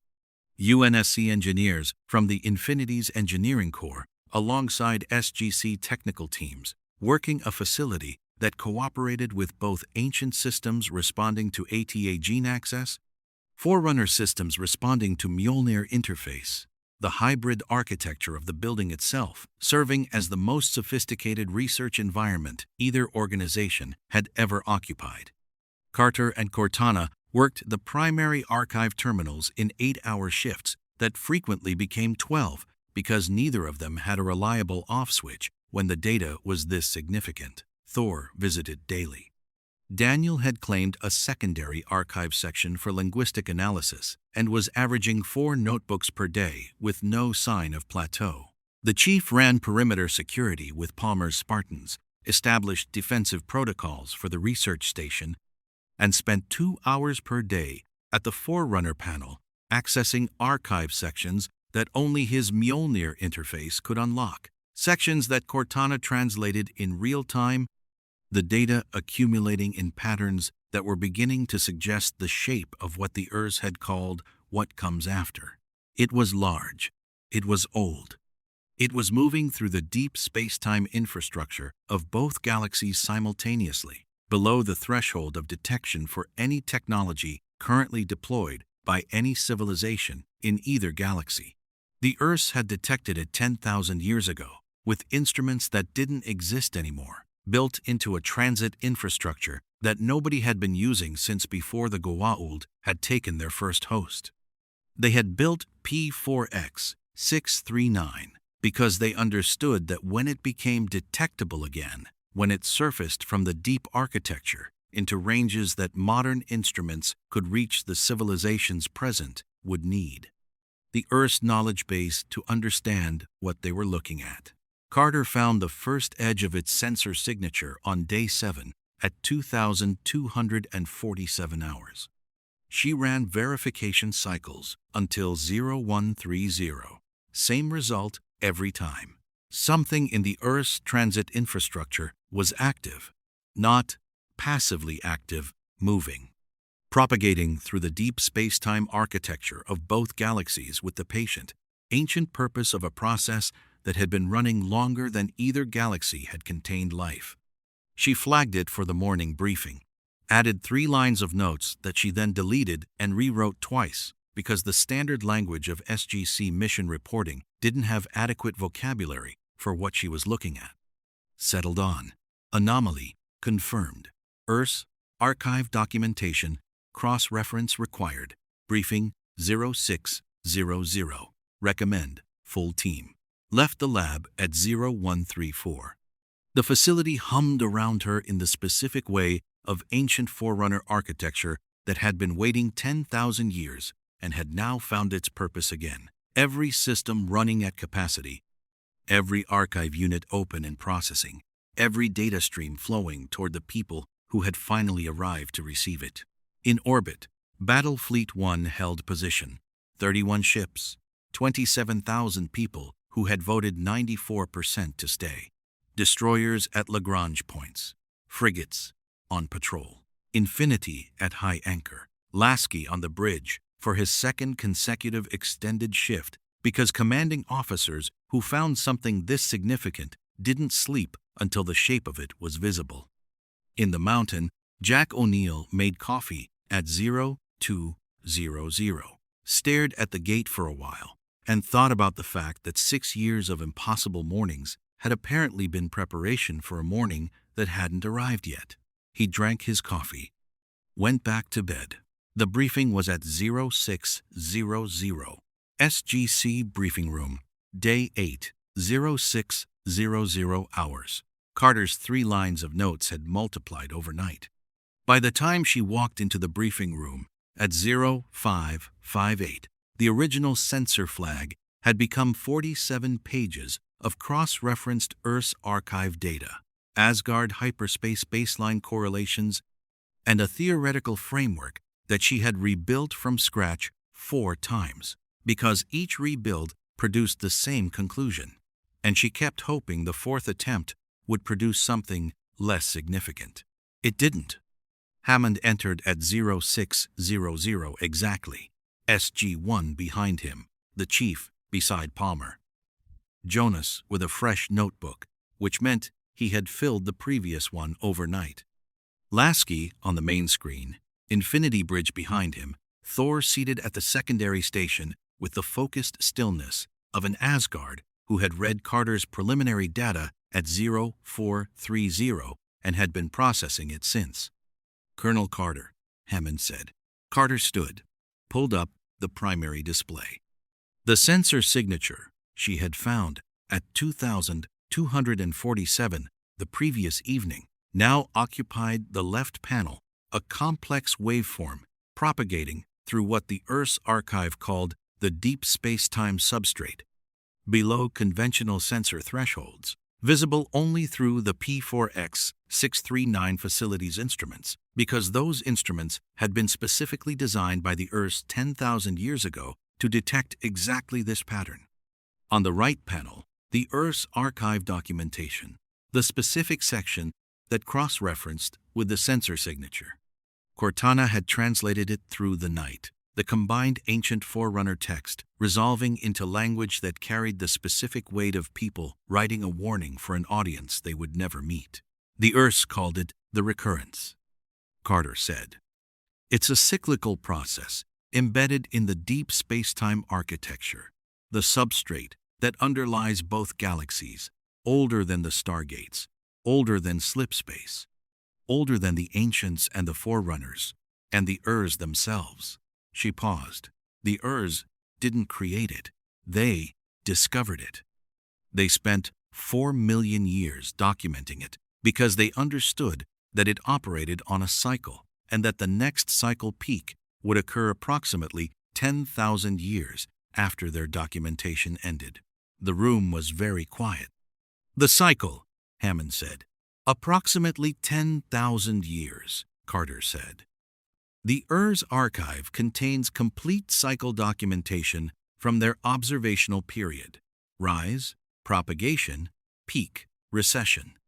The process moves through the deep space-time substrate of both galaxies simultaneously, what they describe as a restructuring event, not destructive, not targeted, but significant enough that civilizations operating technology built on the substrate Stargates, slipspace, hyperspace, gate addresses.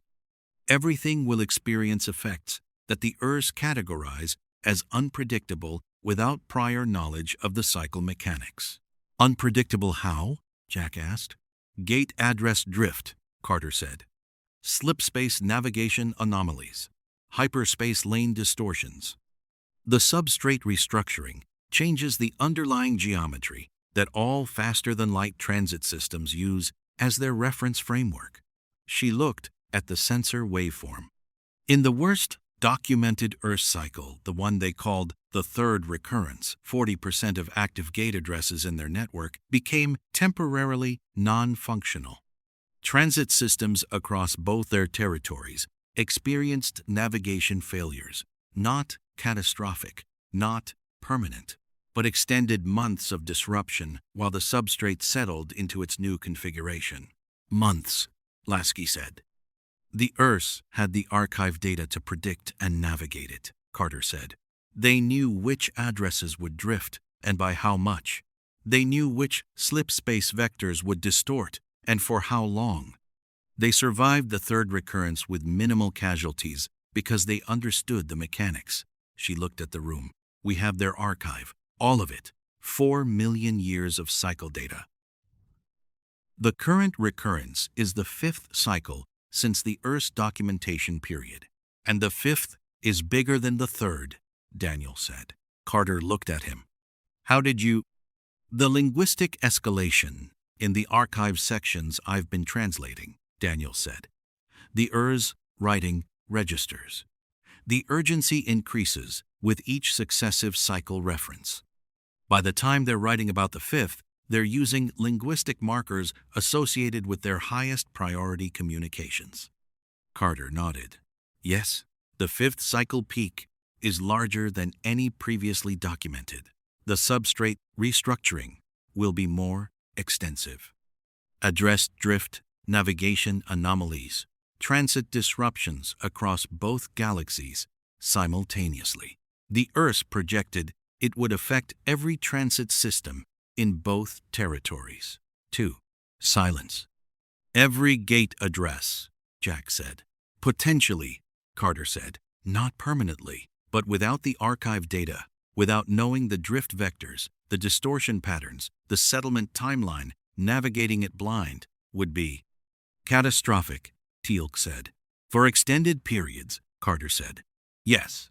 Hammond looked at the sensor waveform, at 47 pages of cross-referenced Earth's archive data. At the specific faces around the table, SG-1 processing tactical implications, Lasky processing fleet navigation implications, Thor processing 400 years of Asgard hyperspace history, suddenly explained and endangered simultaneously. Timeline, Hammond said. The recurrence peak, Carter said.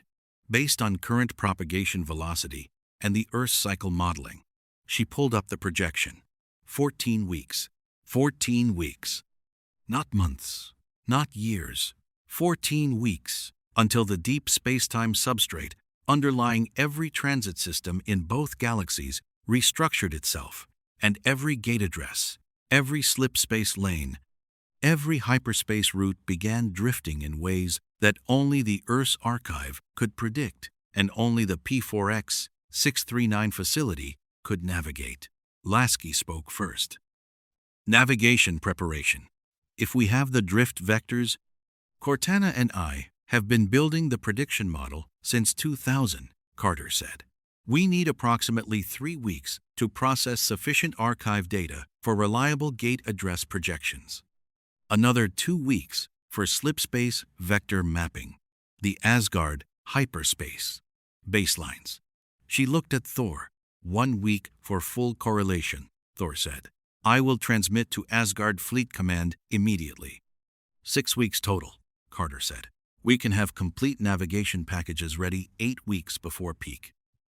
Every gate team gets drift-compensated address sequences. Every UNSC ship gets corrected slipspace vectors. Every Asgard vessel gets recalibrated hyperspace lanes. The Tok'ra, Teal'c said. The Free Jaffa, Bra'tac network. They use the gate network without SGC coordination, Address drift will affect them. We need to warn them, Daniel said, immediately. We need to warn everyone, Jack said. He looked at Hammond. Sir, the Goa'uld. Their Hatak uses hyperspace. Their gate operations will be disrupted equally, Carter said. Any system lord running operations through the gate network during peak will lose navigation reliability. Baal's cloning network. Anubis's forward staging wherever he's rebuilding. All of it is affected. Jack processed that. So, the recurrence is an equalizer. For those without the archive data, Carter said. For those with it, operational continuity maintained. Earth has the archive, Jack said. Earth has the archive, Hammond confirmed. He looked at the room. And we're going to share it.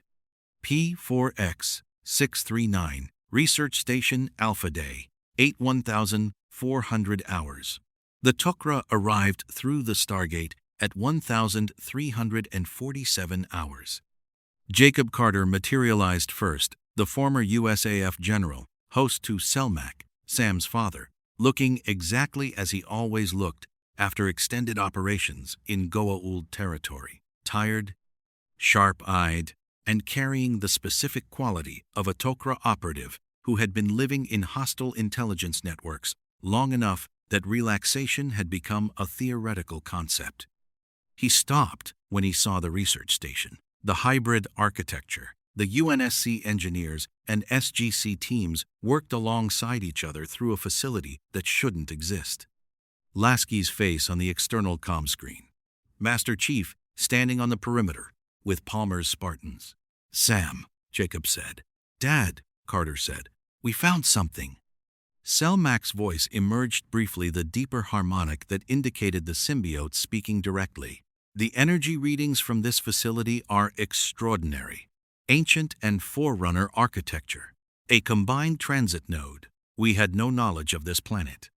Nobody did, Carter said. It's been waiting. She briefed them in 40 minutes. The Earth, the Recurrence, 14 weeks. The archive, the navigation package. Jacob's expression moved through the full spectrum of a soldier and intelligence operative, receiving information that exceeded all existing frameworks, from skepticism through forced recalibration to the specific stillness of someone who had arrived at understanding and found it heavier than anticipated. You're sharing this, Jacob said. It wasn't a question. Everyone, Hammond said through the comlink. Tok'ra, Free Jaffa, Asgard. And yes, through back channels, we'll make sure the system lords who aren't actively threatening Earth get enough information to avoid catastrophic losses. Baal will use it tactically, Jacob said. Baal will use it anyway, Jack said. At least with our navigation data, he's using accurate information. Without it, he's dangerous and confused. Confused Baal, Daniel said thoughtfully. Is that better or worse than standard Baal? Different, Jack said. We covered this. Selmak spoke again. The Tok'ra will distribute navigation packages through our intelligence network. High Council authorization. I'll transmit within the hour. Sam. A pause. This facility, the Earth's knowledge base. This changes the strategic picture of this galaxy completely. Yes, Carter said. The system lords don't know the recurrence is coming, Jacob said. No, Carter said. Earth does, Jacob said. Yes, Carter said.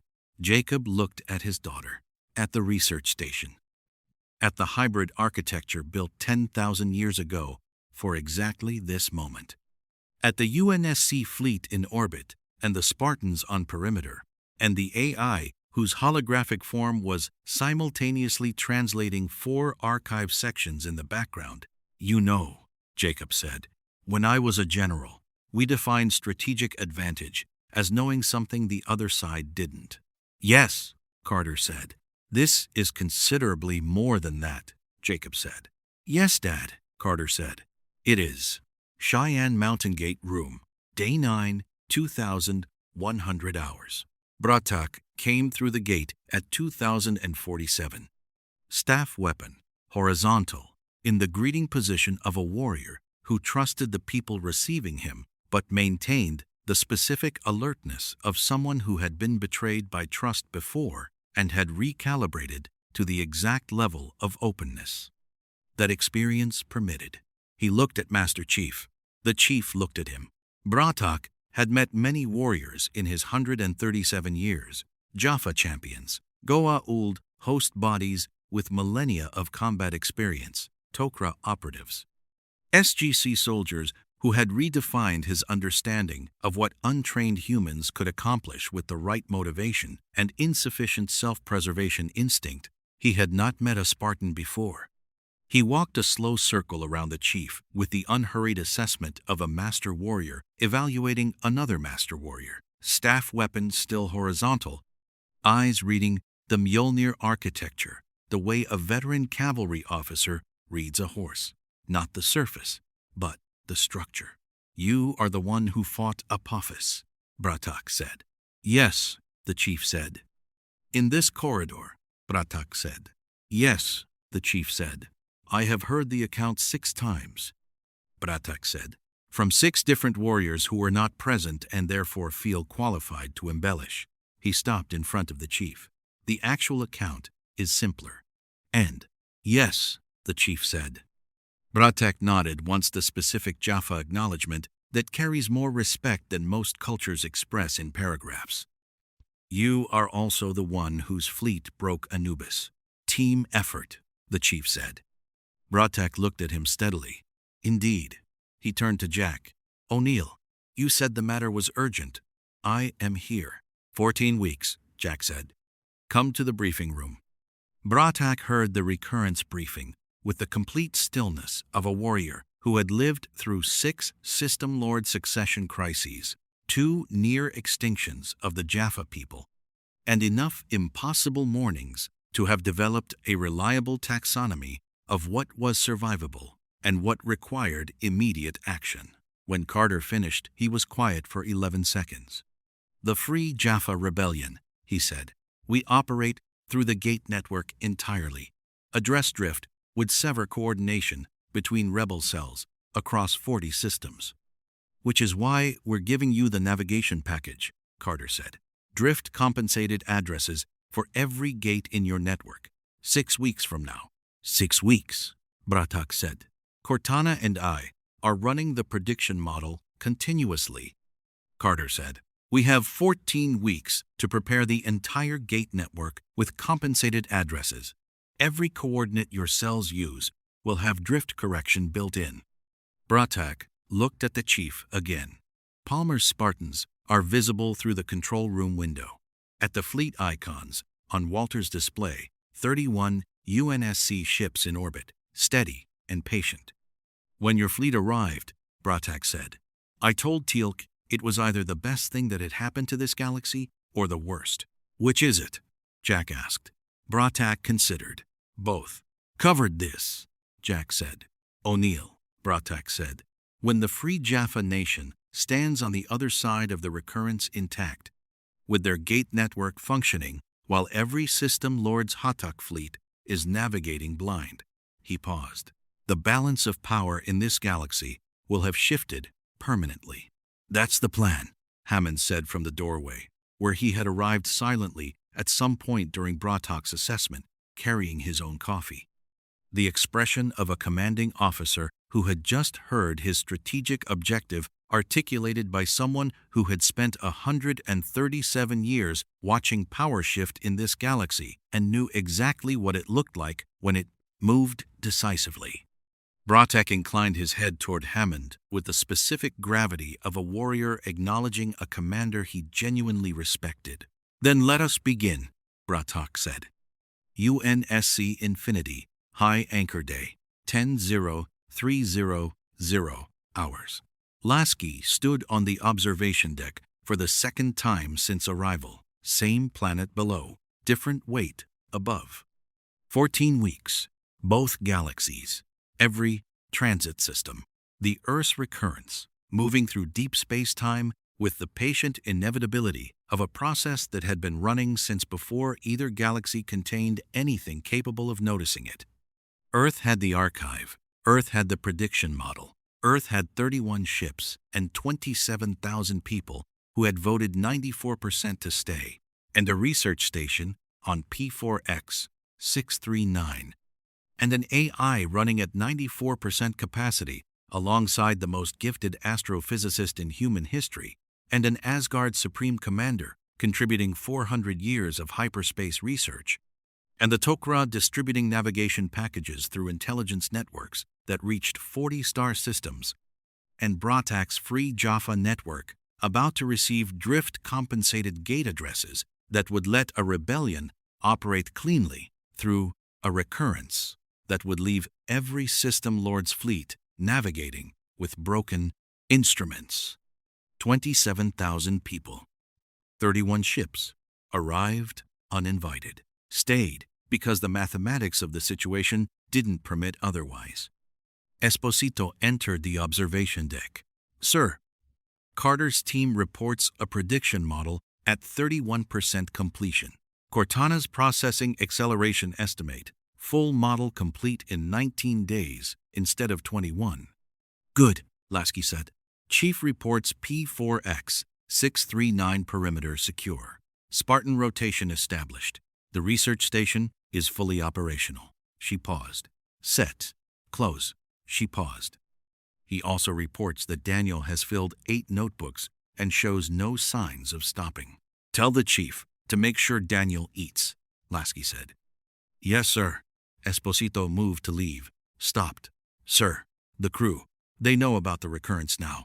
Full briefing went out in 2000. I monitored the response. Lasky turned from the viewport. And? The Marines in Colorado Springs cut their shore leave short, Esposito said. Came back early, voluntarily. All of them. She paused again. Said they'd rather be useful. Lasky looked at Earth below. At the planet that wasn't theirs. At the people who had arrived in the middle of its worst morning and found, in the specific way of soldiers who had been through enough bad mornings to know the difference between burden and purpose, that being here meant something they hadn't expected and couldn't fully articulate and didn't need to. Tell them, Lasky said, they're exactly where they need to be. He looked at the stars. Somewhere in the deep architecture of both galaxies, the fifth recurrence moved toward its peak with the patience of something 10,000 years in preparation. 14 weeks. The work was beginning. P4X 639, Research Station, Alpha Day 14, 043, 0 hours. The prediction model hit 47% completion at 0412 hours and produced its first concrete output, the drift vector for gate address, P3X 774, Anubis's former forward staging world, which would become non-functional for approximately 19 days at Recurrence peak, before settling into a new coordinate geometry that differed from its current address by 4 symbols. Carter stared at it, ran the verification. Same result. The address doesn't disappear, she said. It moves. The gate is still there. The planet is still there. The gate, the coordinate system that describes where it is relative to the gate network, changes because the underlying space-time geometry shifts. Like continental drift, Cortana said, but for addresses. Exactly like continental drift, Carter said. Slow, predictable if you understand the mechanics, catastrophic if you don't, and you're trying to navigate with old maps. She looked at the drift vector output. Every team using P3X 774 without the corrected address during peak will either get a non-connection or worse, a partial connection to the wrong destination. Wrong destination, Cortana said carefully, with a partially resolved wormhole. Yes, Carter said. That's bad, Cortana said. Catastrophically, Carter confirmed. She added the P3X 774 drift data to the navigation package and moved to the next address in the processing queue. The model was working through gate addresses in order of strategic importance. Free Jaffa rebel cells first, Tok'ra network second, SGC off-world assets third, then the broader gate network in decreasing priority. Cortana was simultaneously translating the Earth's archive sections documenting the third recurrence, the closest analog to the current fifth, allowing for scale differences. The Earth's accounts were precise, technical, clinical, in the way of scientists documenting a natural phenomenon they understood completely and feared appropriately.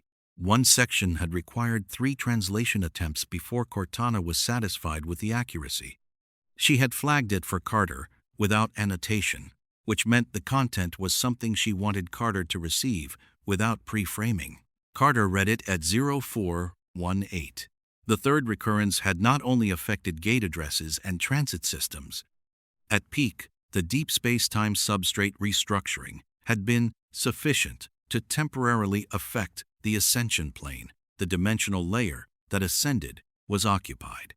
The Urs documented 17 ascended beings who had briefly lost coherence during third recurrence peak, their energy forms destabilizing in the substrate disruption the way Anubis's dark energy form had destabilized under Zat modulation, but through a different mechanism. For approximately 6 hours at third recurrence peak, ascended beings had been vulnerable. Carter read it twice, added it to the briefing file without notation, left it for Hammond. Then she sat for a moment with the implications of what she had just added and what those implications meant for an ascended adjacent entity who had recently been dispersed and was currently rebuilding coherence somewhere in the code. Galaxy. Cortana, she said. I read it, Cortana said. Anubis, Carter said, is currently in a dispersed state, Cortana said, rebuilding coherence.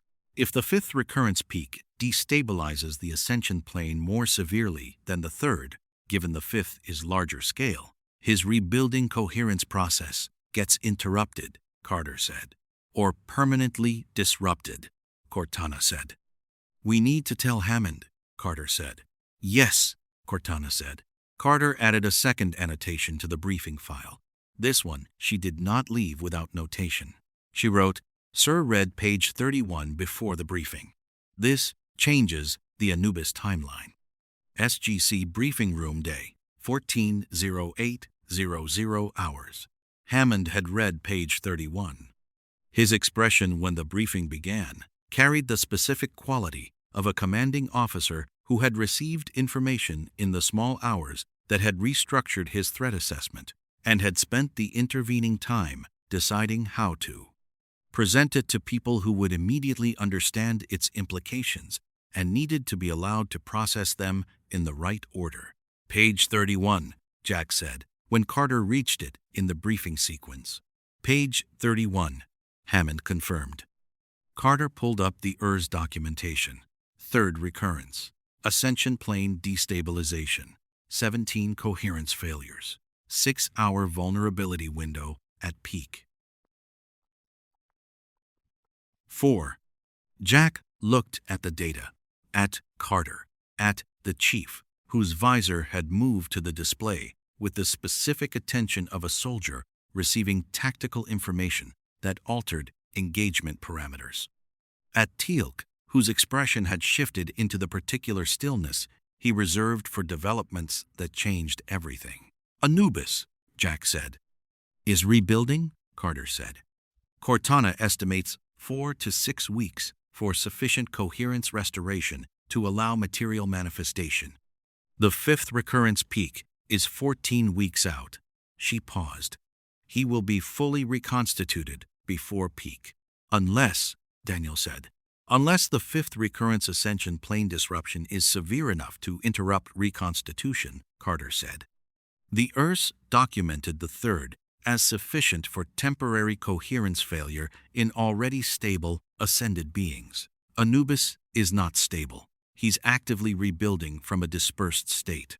The fifth, being larger scale, could permanently prevent reconstitution, Teal'c said. Yes, Carter said. The room was quiet. We don't do anything, Jack said slowly. We don't target him. We don't go looking for him. The recurrence just solves the problem, Carter said.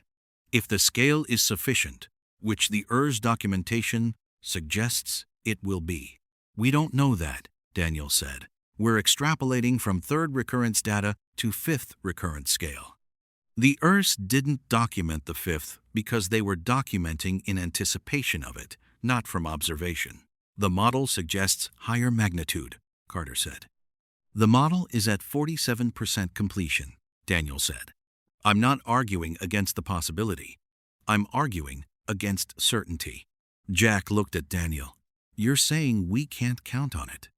I'm saying we prepare as if we can't, Daniel said. If Anubis reconstitutes before peak and the recurrence doesn't permanently disrupt him, we need a contingency. Hammond looked at the chief. Chief. Planning, the chief said. We assume he reconstitutes. We prepare for engagement. If the recurrence solves it, we didn't lose anything by preparing. The Urs Archive, Cortana said. There is a section on using transit node energy output to create localized substrate disruption, essentially targeted recurrence effect, deployable through the P4X 639 facility's power systems. A weapon, Jack said. A tool, Cortana said, using the recurrence mechanics the Urs documented, not creating anything new, channeling what's already happening through a focused aperture. Carter was already pulling the relevant archive section. The P4X 639 ZPM equivalent power systems. If we can configure them to generate a localized substrate disruption on a specific energy signature, Anubis's coherence frequency, the chief said. Cortana logged it during the corridor engagement, Carter said. We have his energy matrix signature. Targeted recurrence disruption, Cortana said, requiring P4X 639 facility access and 6 weeks of configuration work, which we can run parallel to the navigation package development. IK. Hammond looked at the timeline. Navigation package 6 weeks. Targeted disruption configuration 6 weeks. Parallel. Recurrence peak 14 weeks. 8 weeks of margin. Do it, Hammond said. Both tracks simultaneously. Carter and Cortana run navigation packages primarily with disruption configuration secondary. Chief Spartan Security on P4X 639 continuous. The facility becomes the most important installation in 2 galaxies for the next 14 weeks. Acknowledged, the chief said. Baal's Hatta classified position day 15. Baal received the intelligence report at 0300 by his vessel's internal chronometer and spent 47 minutes verifying it through 3 independent sources before accepting that it was accurate. Earth had found a pre-ancient facility. Earth had archived data predicting a galaxy-wide navigation disruption in 14 weeks. Earth was building navigation compensation packages and sharing them with allies. Earth was not sharing them with him.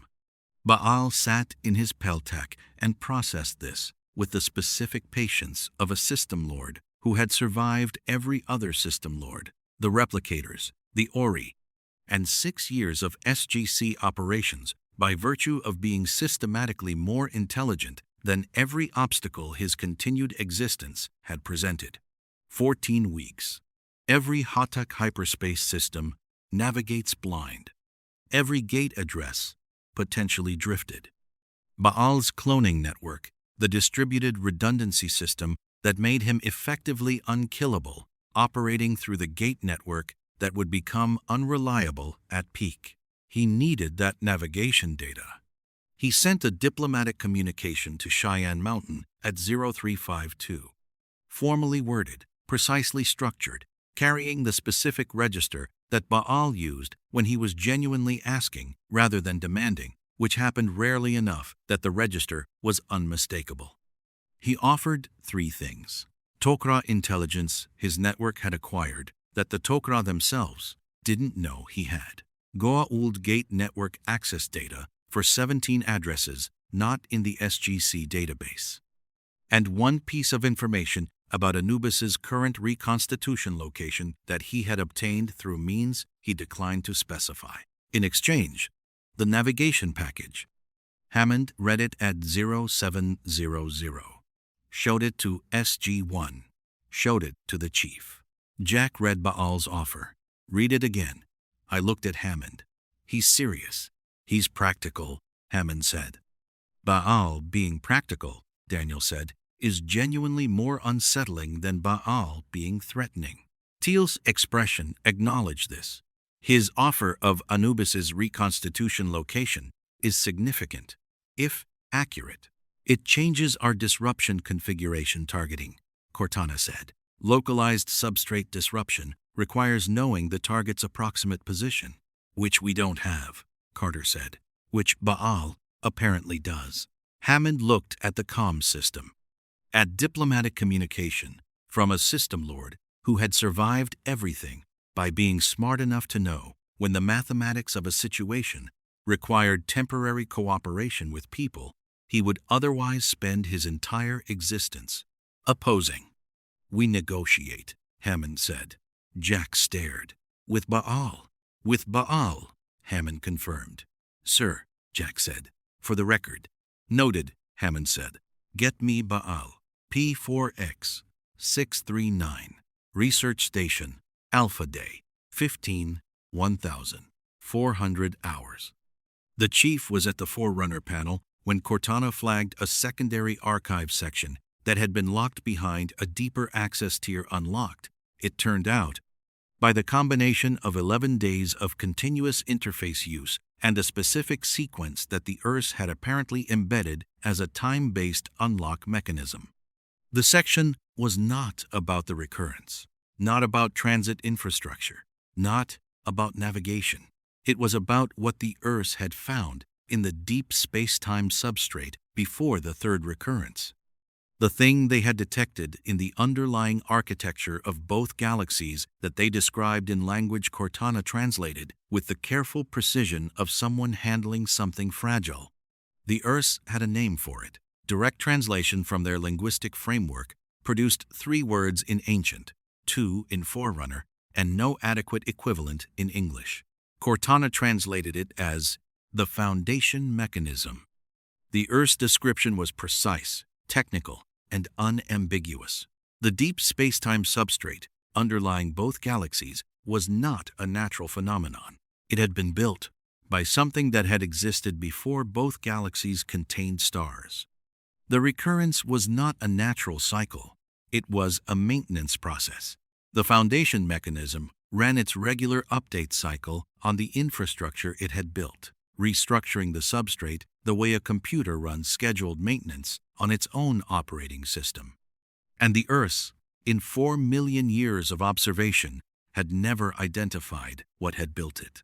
The chief read the translation twice. Cortana was quiet in the specific way she was quiet when she had processed something and was waiting for the appropriate moment to speak. John, she said. I see it, the chief said. The Forerunners spent 100,000 years studying the precursors, Cortana said. The beings who created the Forerunners and built the halo array and seeded life across the galaxy. The precursors. A pause.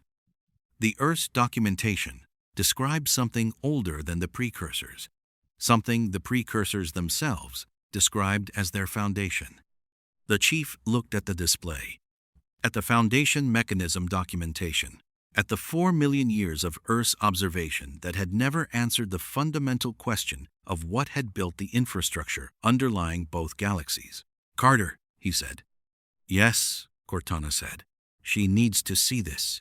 The chief picked up the comm.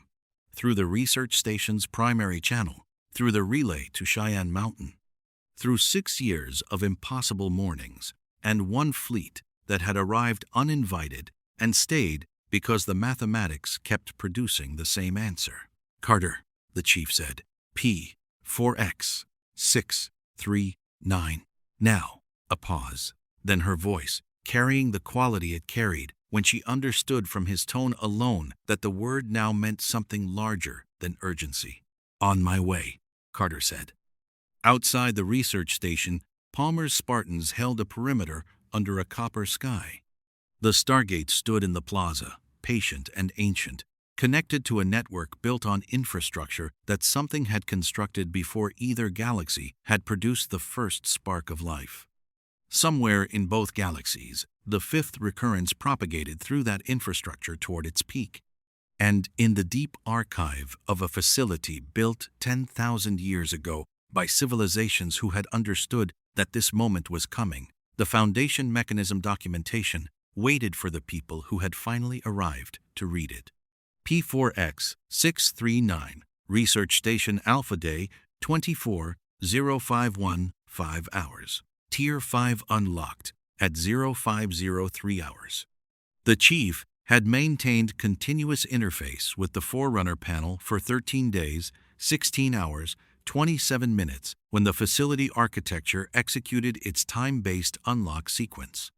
No announcement, no visible change, just the subtle shift in data flow that Cortana detected 0.4 seconds before the new archive sections became accessible. She processed the access manifest in 2.7 seconds, flagged 3 sections immediately, forwarded the highest priority fragment to Carter's terminal with a single line, "Read this before coffee."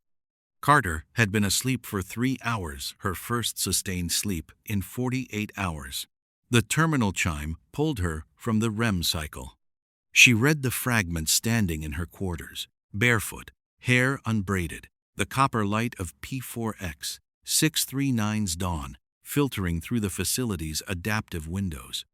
The ERS term translated imperfectly. Cortana rendered it as a maintenance operator. The Foundation mechanism documentation had answered what built the substrate. Tier 5 answered what was running the Recurrence. Something was still present in the deep space-time architecture. Something the ERS had detected but never observed directly. Something that operated on timescales that made 4 million years of ERS documentation appear preliminary. The fragment described energy signatures patterns in the substrate restructuring that repeated across recurrent cycles, with precision that excluded natural processes. The ERS had cataloged them across 3 cycles. The signatures carried structural information, not random, not chaotic, methodical. Note: Carter forwarded the fragment to Hammond with her own annotation. "Sir, the Recurrence has an operator, still active. We need Daniel on this immediately." She pulled on boots, grabbed coffee, moved to the primary archive terminal. The research station hummed around her UNSC engineers maintaining power systems, SGC technicians calibrating sensor arrays, Palmer's Spartans rotating perimeter watch under a sky that had become familiar enough to mark time by its twin moons. 14 days since the Foundation mechanism revelation, 9 days since the first sector navigation package distribution, 6 days since Baal's data exchange.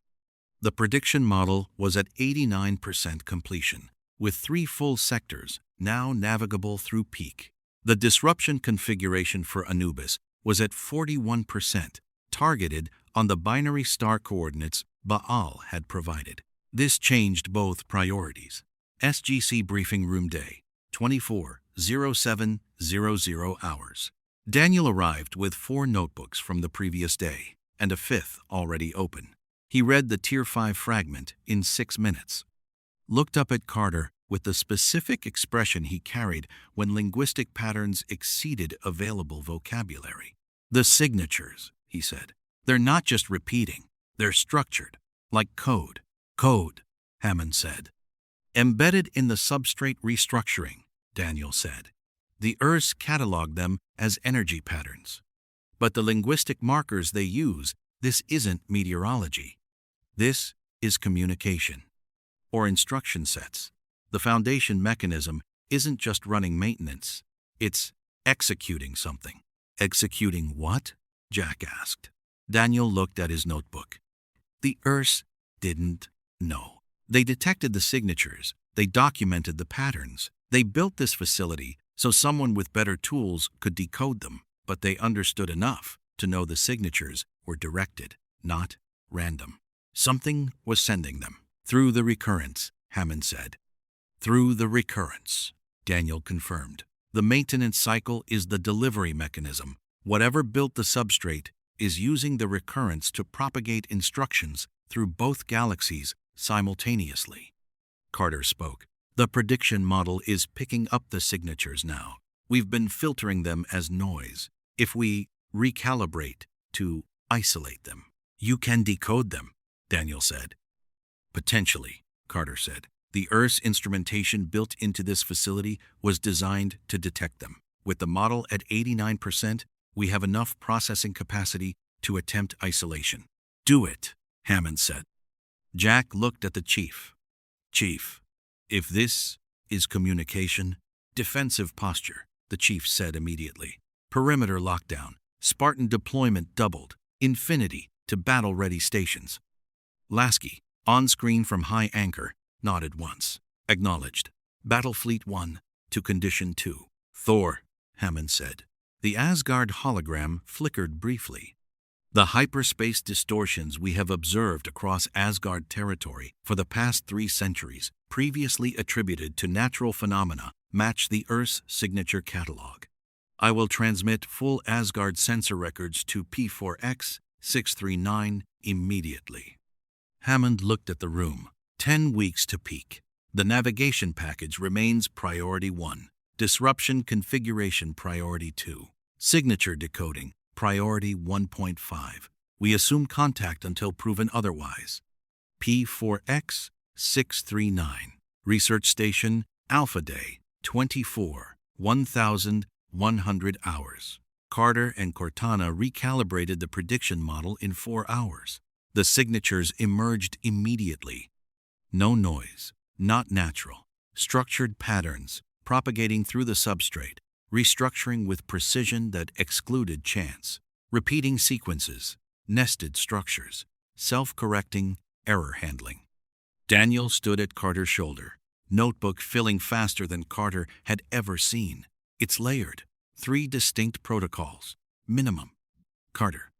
The Earth's cataloged the surface layer, the maintenance instructions. There's deeper structure, command hierarchy. Something else? I don't know. Self-propagation routines? Self-propagation, Carter said. Like a virus, Daniel said. Or a distributed system. Or an operating system propagating updates across hardware it owns. Cortana spoke. The signatures are accelerating. Propagation velocity increased 14% since 0900. The model projects peak density at recurrence peak. 10 weeks, Carter said. The chief entered the archive room, Palmer behind him. Perimeter secure. Spartan teams deployed.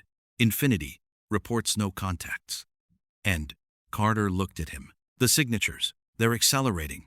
The chief processed that. Origin point? Cortana pulled up the propagation vectors. Deep substrate, below current sensor resolution. The Earths called it the anchor nexus. They triangulated it across 3 recurrence cycles, coreward, from both galaxies. Deep intergalactic void. No physical coordinates. Dimensional substrate coordinates only. No stars, the chief said. No stars, Cortana said. No planets. No detectable matter. Just substrate architecture spanning both galaxies. Daniel looked up from his notebook. The anchor nexus. The Earths writing about it, there's awe in the linguistics. Not fear, awe. Whatever's there predates their civilization by geological timescales. The chief looked at the signature density projection, at the acceleration curve, at 10 weeks, until peak. We need Tier 6, he said. 9 days, Cortana said. Projection holds. Baal's Hata classified position day, 25:02:00 hours. Baal watched the signature data flow from SGC back channels, the same intelligence networks that had given him Anubis's location, now carrying fragments of what Earth was finding in the Earth's archive. He recognized structured patterns when he saw them, recognized acceleration curves, recognized the specific quality of information that people with insufficient context tried to frame as natural phenomena. Baal sat in his peltak and considered his options. Option 1. Immediate mobilization. Hatak fleet to full readiness. Hyperspace navigation, recalibrated with Earth data. Prepare for substrate-level contact. Option 2.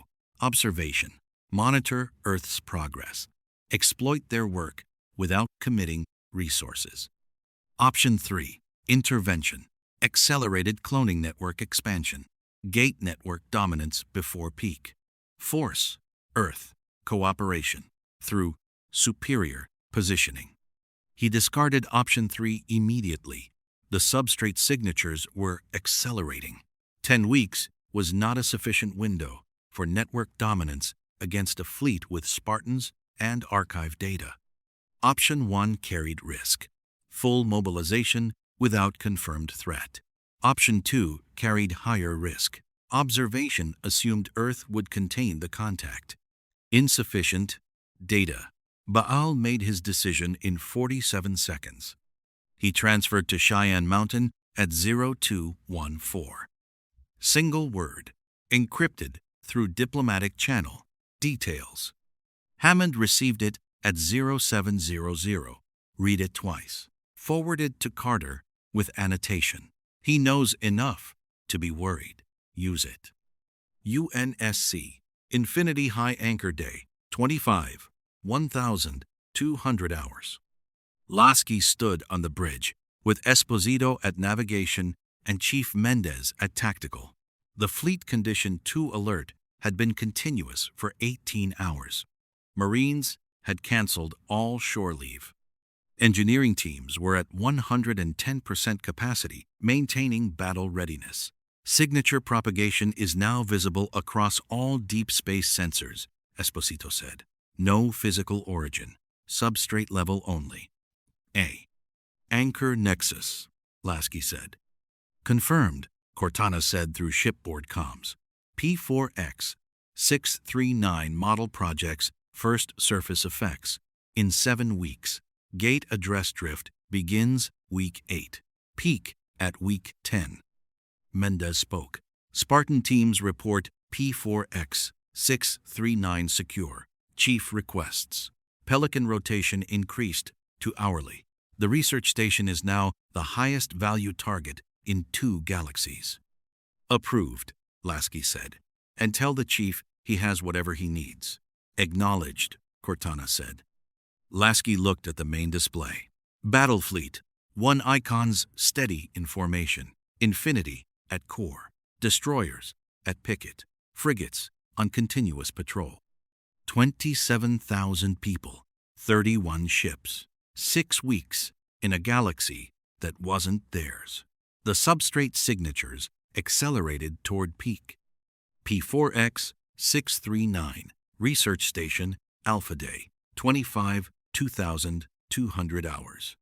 Carter watched the signature density reach a critical threshold for Earth's documented behavioral shift. The patterns were no longer just propagating, they were coordinating. Multiple signature clusters synchronizing phase alignment, self-organizing into hierarchical structures, command and response protocols emerging from what had appeared random noise 48 hours earlier. Daniel's notebook was full. He started number 12. It's talking to itself, building consensus, like a neural network training, in real time. Training for what? Carter asked. Daniel looked at the display. Contact. Cortana materialized. Tier 6 unlocked in 112 hours. Archive projection operational doctrine for Anchor Nexus engagement. The chief stood at the Forerunner panel, Palmer at his shoulder. Defensive perimeter active. Fleet readiness confirmed. Ready for Tier 6. Carter looked at the signature coordination map, at the phase alignment curves, at 10 weeks until peak. The Stargate in the plaza glowed faintly, connected to a network built on substrate architecture that was currently executing instructions from something older than stars. Somewhere in the intergalactic void, the Anchor Nexus waited. The work continued. P4X 639, Research Station, Alpha Day, 28, 091, 5 hours. Tier 6 unlocked at 0911 hours. The Chief's continuous interface had reached 16 days, 3 hours when the facility executed the next unlock sequence. Cortana processed the manifest in 1.8 seconds and flagged the primary section with a priority marker that carried additional weight. Operational doctrine confirmed. Anchor, Nexus engagement protocols. Carter was at the primary terminal. She read the Earth's operational doctrine in 8 minutes. Daniel stood at her shoulder, Notebook 13, now in play. The Chief remained at the Forerunner panel, Mjolnir interface steady, pulling ancillary data streams that Cortana distributed to 3 separate analysis threads simultaneously. The Earth's doctrine was not defensive, not offensive, conditional. The Anchor Nexus operator, the maintenance operator, did not engage civilizations proactively. It activated only when substrate-level transit activity exceeded predefined thresholds during Recurrence peak. The Earth had tested this across 2 cycles, deliberately pushing gate and transit volumes to trigger response. The response had been precise, non-hostile, corrective. The operator deployed substrate adjustment pulses, targeted restructurings that reset drifted gate addresses and slipspace vectors to optimal configurations without collateral disruption. The Earth described it as self-healing architecture, responding to misuse patterns. But the doctrine contained a second condition. If transit activity continued after the adjustment pulses, if civilizations ignored the corrections and kept forcing misaligned connections, the operator escalated. Carter read the escalation protocol twice. It's a tiring response. The first pulse corrects drift. Second pulse enforces correction by temporarily locking out misaligned transit attempts. Third pulse. She stopped. The third pulse isolates the offending network, Daniel said. He had reached the same section. Permanently removes it from substrate access. Removes how? The Chief asked. Cortana pulled the technical specification. Substrate domain partitioning. The operator can segment the deep architecture into isolated domains. Entire gate networks, slipspace domains, hyperspace lanes, cut off from the primary substrate. Transit becomes impossible across the partitioned domain. This. Kill switch, the Chief said. Kill switch, Carter confirmed. The Earths never triggered Tier 3. They corrected behavior after Tier 2 enforcement. Daniel looked up from his notebook. The linguistics, they described the operator as amoral, not hostile, not benevolent, purely functional. Civilizations that respect the substrate architecture continue unaffected. Civilizations that abuse it get corrected. Repeat offenders get partitioned. Jack's voice came through comms from Cheyenne Mountain. So, it's a traffic cop with a banhammer. Accurate analogy, Daniel said. SGC briefing room day, 28, 1,100 hours. The Tier 6 briefing ran 68 minutes. Hammond processed the operational doctrine with the specific stillness of someone receiving confirmation that the galaxy's entire transit infrastructure had a systems administrator who had been running maintenance for longer than stars had existed. Earth's navigation package, he said. Do drift corrections align with optimal configurations? Yes, sir, Carter said. The Earth's optimal configurations match our prediction model outputs exactly. We're not just compensating for drift, we're aligning with the operator's preferred geometry. So we're good actors, Jack said. Good actors, Hammond confirmed. He looked at Lasky on screen. UNSC slipspace vectors? N. Same alignment, Lasky said. Cortana cross-checked. Our corrected vectors match Earth's optimal geometry. Thor, Hammond said. Asgard hyperspace lanes recalibrated to Earth's optimal, Thor said. Alignment confirmed. Hammond nodded. And the system lords? Baal has the package, Carter said. We've confirmed distribution through back channels to 3 other major powers, Heru'ur, Yu, Baal's primary competitors.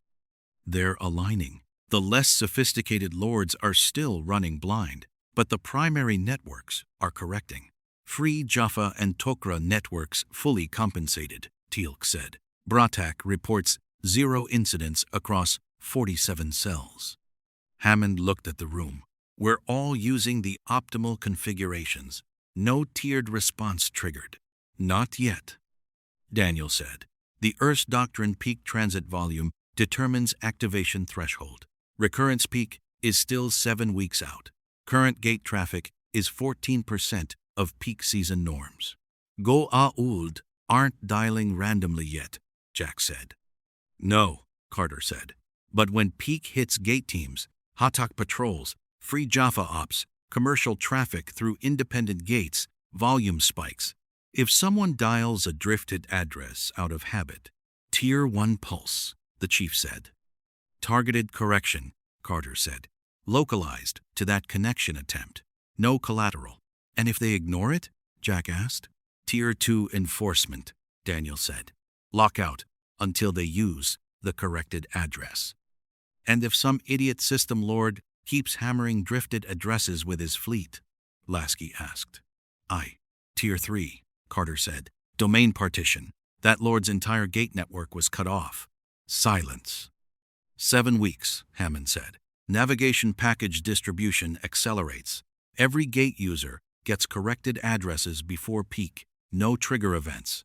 Baal's Hatak classified position day, 29:0400 hours. Baal read the Tier 6 operational doctrine fragment acquired through an SGC contractor who didn't know he was a contractor and processed the implications with the specific clarity of someone who had just learned that the galaxy's transit infrastructure had an owner. He had been aligning his Hatak fleet to the navigation package since receipt. All 47 primary vessels, 300 secondary assets, cloning network gate operations, fully corrected. His competitors were not all compliant. Heru'ur was, Yu was. 2 minor lords had ignored the package entirely. Baal transmitted to Cheyenne Mountain at 0417, encrypted diplomatic channel. 3 words. Enforcement, timeline. Hammond received it at 0900. Read it twice. Responded at 0915. 7 weeks. Comply or partition. Baal read the response, nodded once, forwarded to his 3 most trusted underlords with instruction. Distribute package. All assets. No exceptions. He did not trust Earth, but he trusted mathematics. P4X 639. Research Station. Alpha Day. 31,300 hours. The prediction model hit 97% completion. 5 sectors fully mapped. 312 gate addresses corrected. Slipspace vector library complete. Asgard hyperspace recalibration at 89%. Carter watched the distribution confirmations roll in. Tokra network 217 gates. Free Jaffa 189 gates. SGC assets 73 gates. SGC. Baal network confirmed through back channels. 312 gates. Heru'ur 167 gates. Yu 94 gates. Ha. 74% of projected peak gate traffic now running corrected addresses. The signature coordination map showed no escalation. Phase alignment is steady. No tiered response activation. Good behavior, Carter said. Good behavior, Cortana confirmed. Daniel looked up from Notebook 14. Tier 7, unlocked in 4 days. Linguistic projection, anchor. Nexus, physical interface protocols. The chief spoke from the Forerunner panel. Perimeter secure. Fleet at condition 2. Ready for Tier 7. UNSC Infinity High Anchor Day, 32,000 hours. Lasky walked the engineering deck with Esposito. Power plants at 102% capacity. Slipspace drives recalibrated to Earth's optimal geometry. Archer missiles inventoried. Mac cannons drilled daily. The Marines, Esposito said. They've named the Recurrence. Lasky raised an eyebrow. Operation Anchor Watch, Esposito said. Shore leave is officially canceled. They're running sims on substrate disruption scenarios. Lasky nodded. Good. They reached the observation deck. Earth below.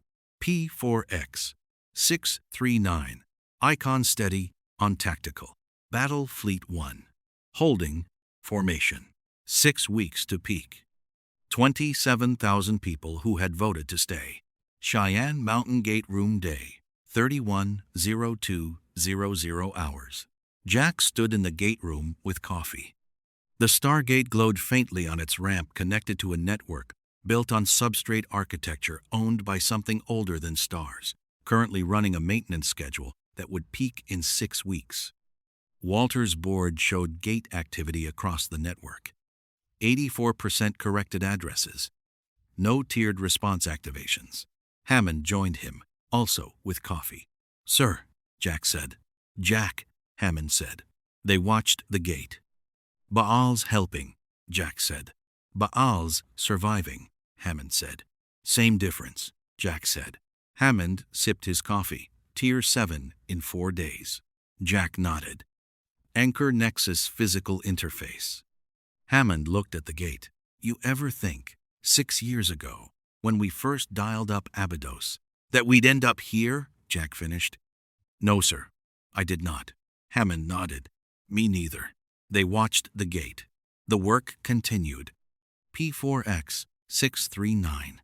Research Station, Alpha Day, 34:07:20 hours. Tier 7 unlocked at 0718 hours. The Chief's interface counter stood at 19 days, 11 hours, when the final archive tier cascaded open. Cortana processed the manifest in 1.2 seconds faster than previous unlocks. The facility architecture evidently optimized for the final data release and flagged the primary section with a marker that carried no annotation beyond its own existence. Anchor Nexus Interface Protocols. Carter was already at the primary terminal, coffee in hand, 3 hours of sleep from the previous cycle, carrying her through the specific focus that came from knowing this was the last piece. Daniel stood ready with Notebook 15. The Chief maintained the interface. Palmer's Spartans rotated seamlessly outside, their patrol patterns now including aerial drone overwatch synced to Infinity's orbital sensors. The Urs hadn't written a manual, they'd built an architecture. The Tier 7 protocols described physical interface requirements for the Anchor Nexus, the deep substrate origin point the Urs had triangulated but never reached, not coordinates, specifications. A transit node matching P4X 639's hybrid Ancient-Forerunner architecture, minimum power output equivalent to 3 ZPMs. Dual interface activation, 1 operator with ATA gene, 1 with Forerunner-compatible neural interface. Substrate synchronization achieved through simultaneous activation of both panels, generating a transit aperture tuned to Anchor Nexus resonance frequencies documented across 4 million years. Carter read the activation sequence twice. It's a handshake. The facility isn't just an archive. It's an access terminal, built to generate a stable transit connection to the Nexus during Recurrence peak. Daniel traced the linguistic structure. The Urs never activated it. They documented the protocols, but he paused at a notation. They judged their civilization insufficiently prepared. The one who arrives at the joining must carry readiness beyond our own. Readiness for what? The Chief asked. Cortana pulled the ancillary documentation. The Nexus operator requires interface confirmation before granting full substrate control. Civilizations that achieve interface are designated substrate stewards. Granted predictive maintenance schedules, drift compensation libraries. Recurrence Cycle Management Authority. New administrators, Carter said. Administrators, Cortana confirmed. The Urs declined. They built this facility instead, a dead drop for the next civilization with sufficient technological and ethical maturity. Jack's voice cut through comms.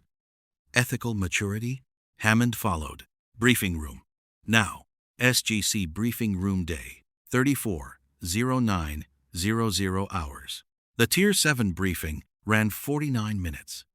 Hammond processed the Anchor Nexus interface protocols with the specific gravity of a commanding officer who had just received instructions for meeting the systems administrator of both galaxies' transit infrastructure.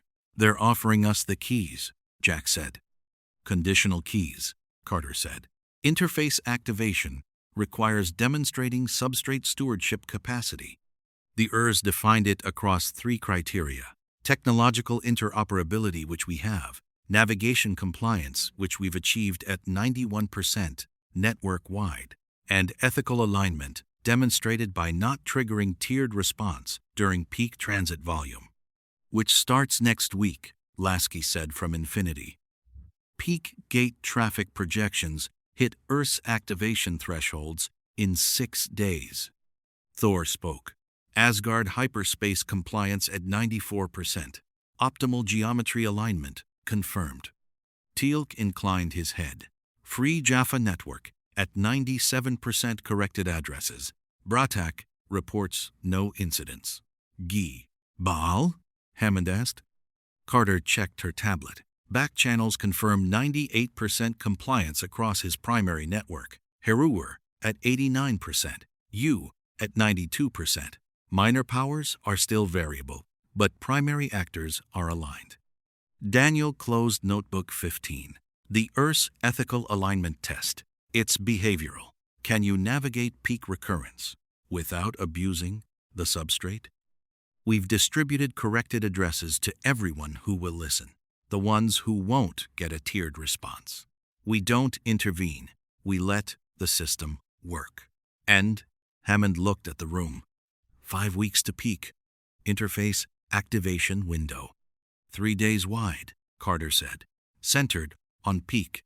P4X 639 must generate the transit aperture during that window, or wait 12,000 years for the next recurrence. 12,000, Jack said.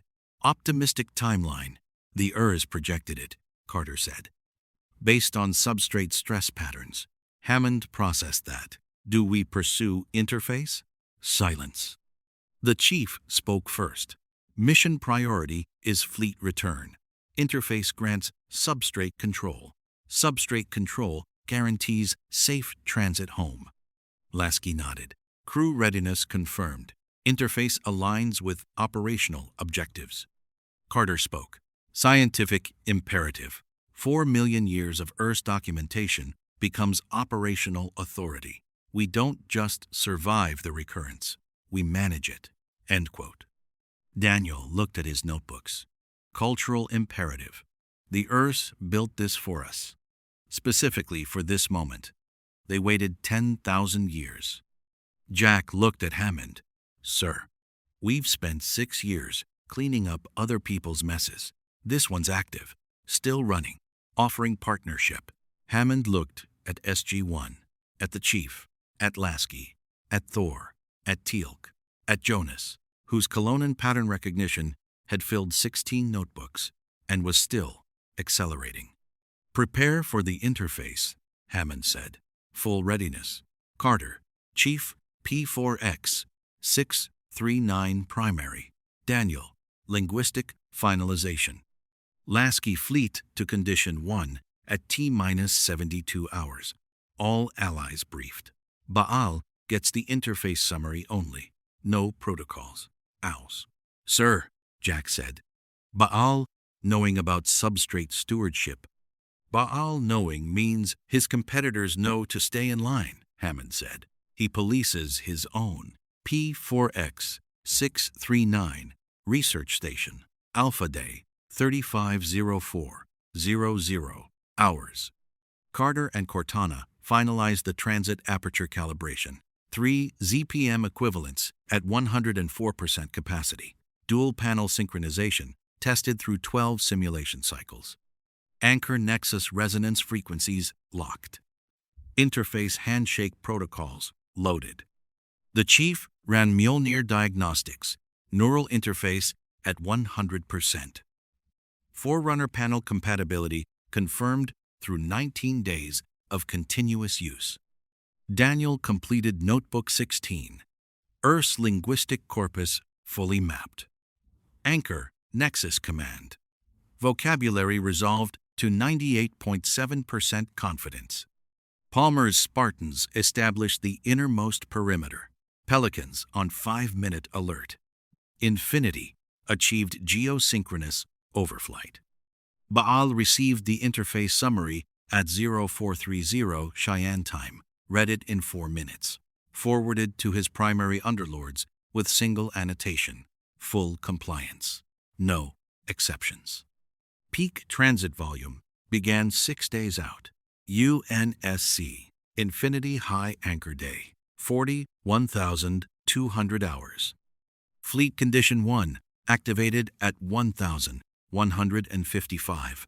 All 31 ships battle-ready. Slipspace, drives tuned to Earth's optimal. Archer missile inventories full. Mac cannons are hot. Lasky stood on the bridge. Esposito at navigation. Mendez is tactical. Marines at full readiness. Across all decks. Chief reports P4X 639 secure, Mendez said. Spartan teams in position. Research station hardened. Carter reports aperture calibration complete, Esposito said.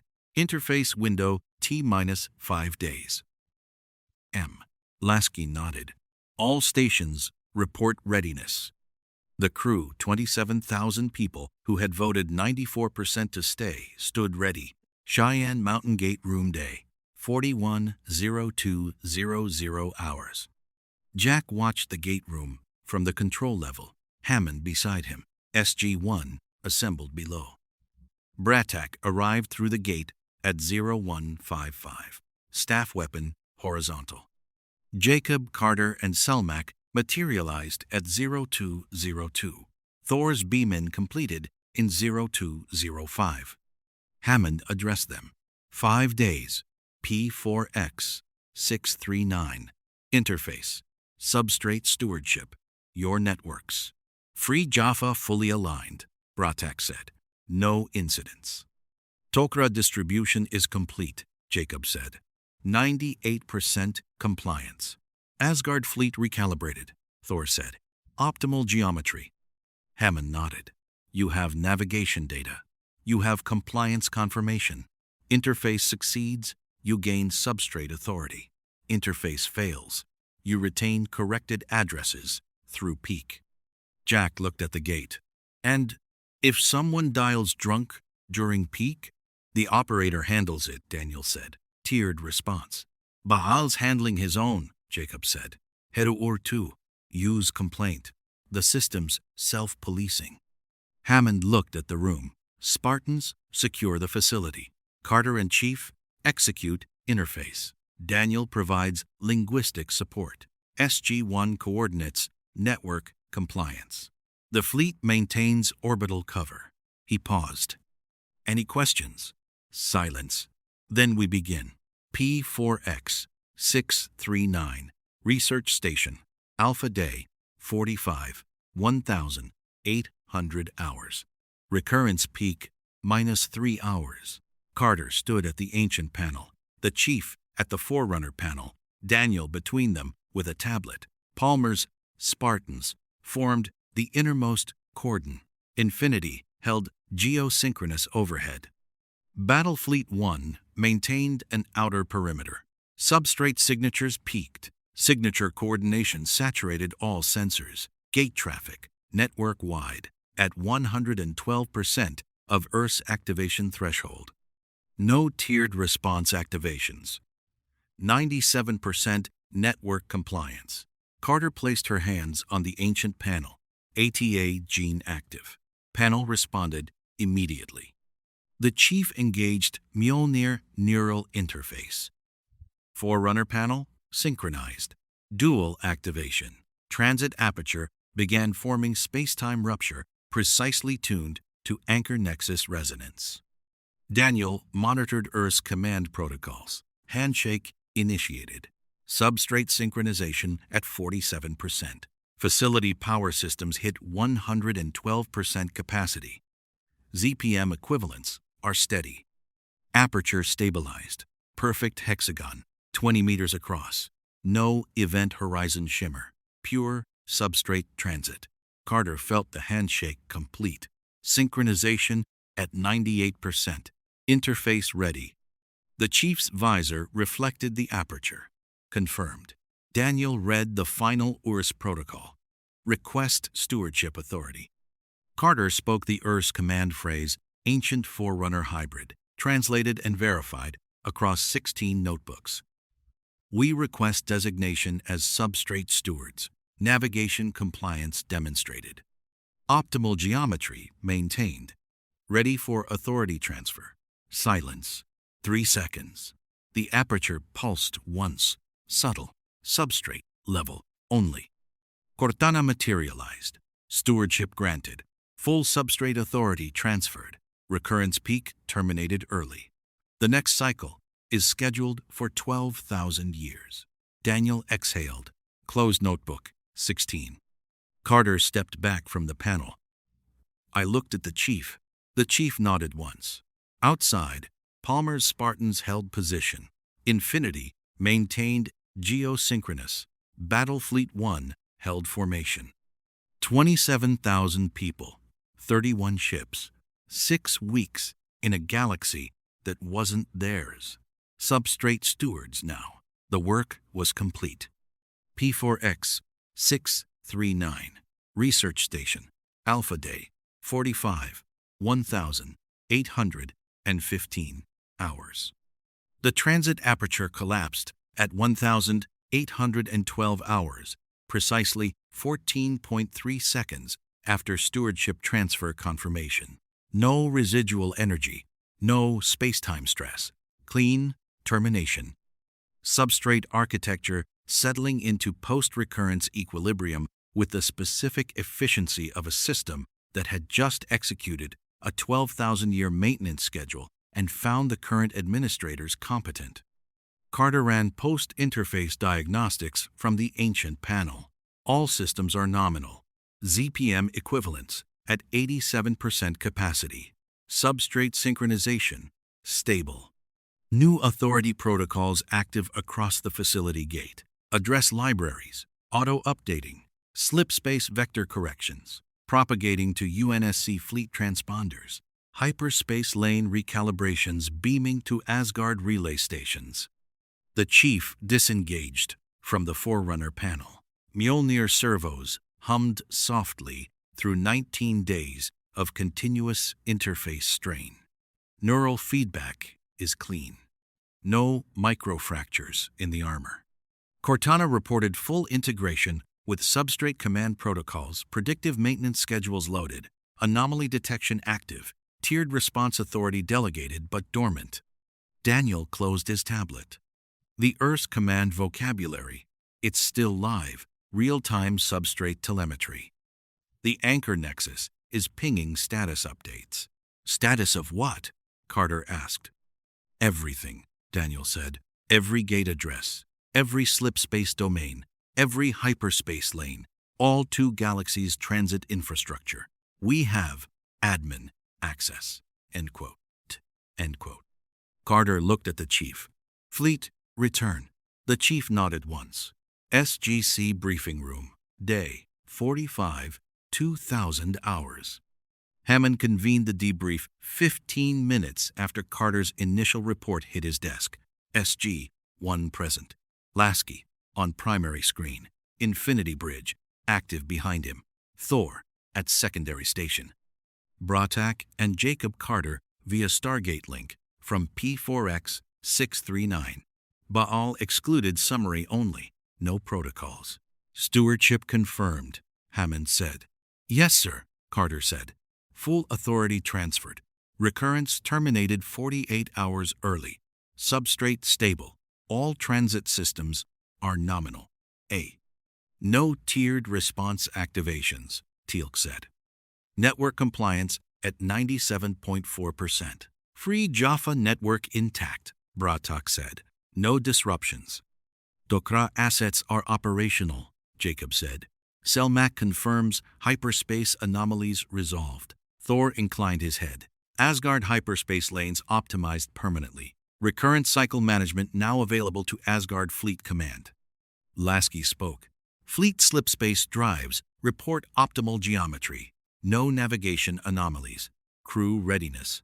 For return transit, 100%. Hammond looked at the room. Fleet return window? Carter pulled up the substrate transit map. P4X 639. Anchor Nexus node supports stable dimensional bridge.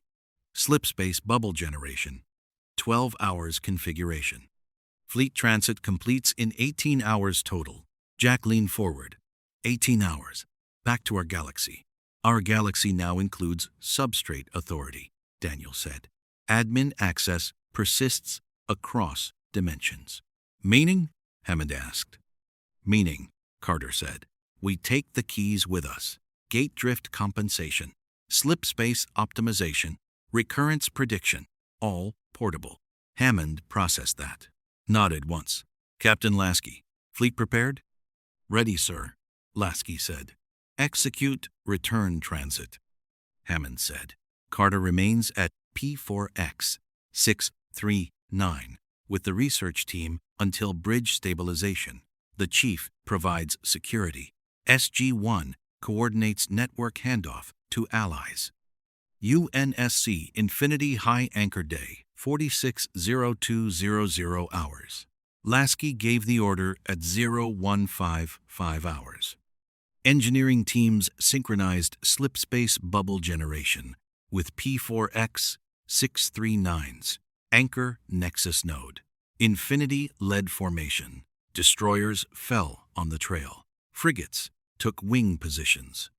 Full fleet coherence achieved in 0208. Carter's voice came through bridge comms. Nexus node stable. Dimensional bridge forming. Optimal transit vector locked. End. Esposito at navigation. Slipspace transition in 3, 2, 1. 10. Reality folded. No rupture violence. No gravitational shear. Pure substrate transit, the Anchor Nexus delivering Battlefleet 1 through deep architecture that spanned both galaxies with a specific efficiency of a system built before stars. Infinity emerged into familiar space at 0212. UNSC Galactic Core. Stars recognized. Navigation beacons active. Slipspace physics nominal. Lasky exhaled. Status report. All stations are green, Mendez said. Fleet integrity 100%. No casualties, no damage. Cheers erupted across the bridge. Marines on observation deck. Engineering teams embracing. Esposito wiped her eyes. Lasky opened fleet-wide comms. Battlefleet 1. We are home. Battle. The cheers became roars. P4X 639. Research Station.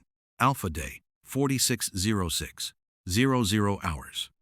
Carter completed bridge termination protocols at 0558. Substrate node powered down. Facility returned to archival standby. ZPM equivalents cycled to maintenance mode. The chief maintained perimeter watch. Palmer's Spartans held the position. Daniel packed 16 notebooks into secure transport cases. Carter looked at the Stargate Plaza one final time. Copper sky, twin moons setting. Facility architecture, dimming to preservation levels. You ever think, Daniel said, 10,000 years ago, whoever built this knew we'd show up? Carter finished. Yeah, Daniel said. The chief spoke. They did. Carter nodded, dialed the gate. Cheyenne Mountain briefing room. Day 470800 hours. Hammond reconvened the core team. Fleet return confirmed. Substrate authority persistently. PERS. Archive. Fully extracted. 4 million years. Compressed to portable data cores. Lasky attended via relay from UNSC space. Infinity at station keeping. Crew on stand-down rotation. After-action reports flowing. Baal? Hammond asked. Compliant through peak, Teal'c said. No tiered response activations in his network. Good behavior pays, Jack said. System self-policing, Daniel said. 98.7% network compliance. Minor powers who ignored corrections Tier 2 lockouts only. No Tier 3 partitions. Point. Hammond looked at Carter. Anubis disruption configuration? Superseded, Carter said. Recurrence ascension plane effects peaked at 182% of third recurrence magnitude. Anubis coherence is permanently disrupted. Baal's intelligence confirms no reconstitution signatures. One problem solved, Jack said. Many created, Daniel said. He opened Notebook 17. Substrate stewardship comes with operational logs. The anchor nexus, it's not just maintenance. It's monitoring, actively, 2 galaxies, all transit activity. Big brother, Jack said. System administrator, Carter said. And we're on the admin list now. Hammond leaned back. Strategic implications? Carter spoke first. Galactic transit dominance. Any gate address, any time. Slipspace optimization reduces transit windows 23%. Recurrence prediction eliminates navigation risk permanently. Lasky added, fleet mobility unmatched. Combined arms with SGC gate network. Strategic projection across both galaxies. Thor, Asgard technology integration complete. Hyperspace substrate synergy multiplies effective range. Bratak, free Jaffa liberation accelerated. Gate mobility is unassailable. Jacob, Tok'ra intelligence network gains strategic depth. Hammond looked at the room. 6 years of SGC, 6 weeks of UNSC. One facility was built 10,000 years ago. Joint command structure, he said. SGC UNSC Integrated Task Force. Substrate stewardship co-managed. Carter and Lasky co-leads. Chief permanent liaison. Nods around the table. Baal gets a message, Hammond continued. Good behavior, noted. Continue. Jack grinned. Diplomacy by report card. Cheyenne Mountain Gate Room Day. 47 2000 hours. Jack stood in the gate room with coffee. The Stargate glowed on its ramp, now connected to a network with admin access. The chief approached. Mjolnir armor is scarred but unbowed. 19 days of interface. Substrate stewardship confirmed. Chief, Jack said. General, the chief said. Jack sipped coffee. Hell of a first mission. Yes, sir, the chief said. Are you going back? Jack asked. The chief looked at the gate. Mission complete. Fleet home. Substrate secure. Jack nodded. But you'll be back. The chief considered. Spartans go where they're needed. The gate kawooshed. Carter stepped through. Daniel behind her. 16 notebooks under his arm. Jack looked at the chief. Welcome to the neighborhood. The chief nodded once.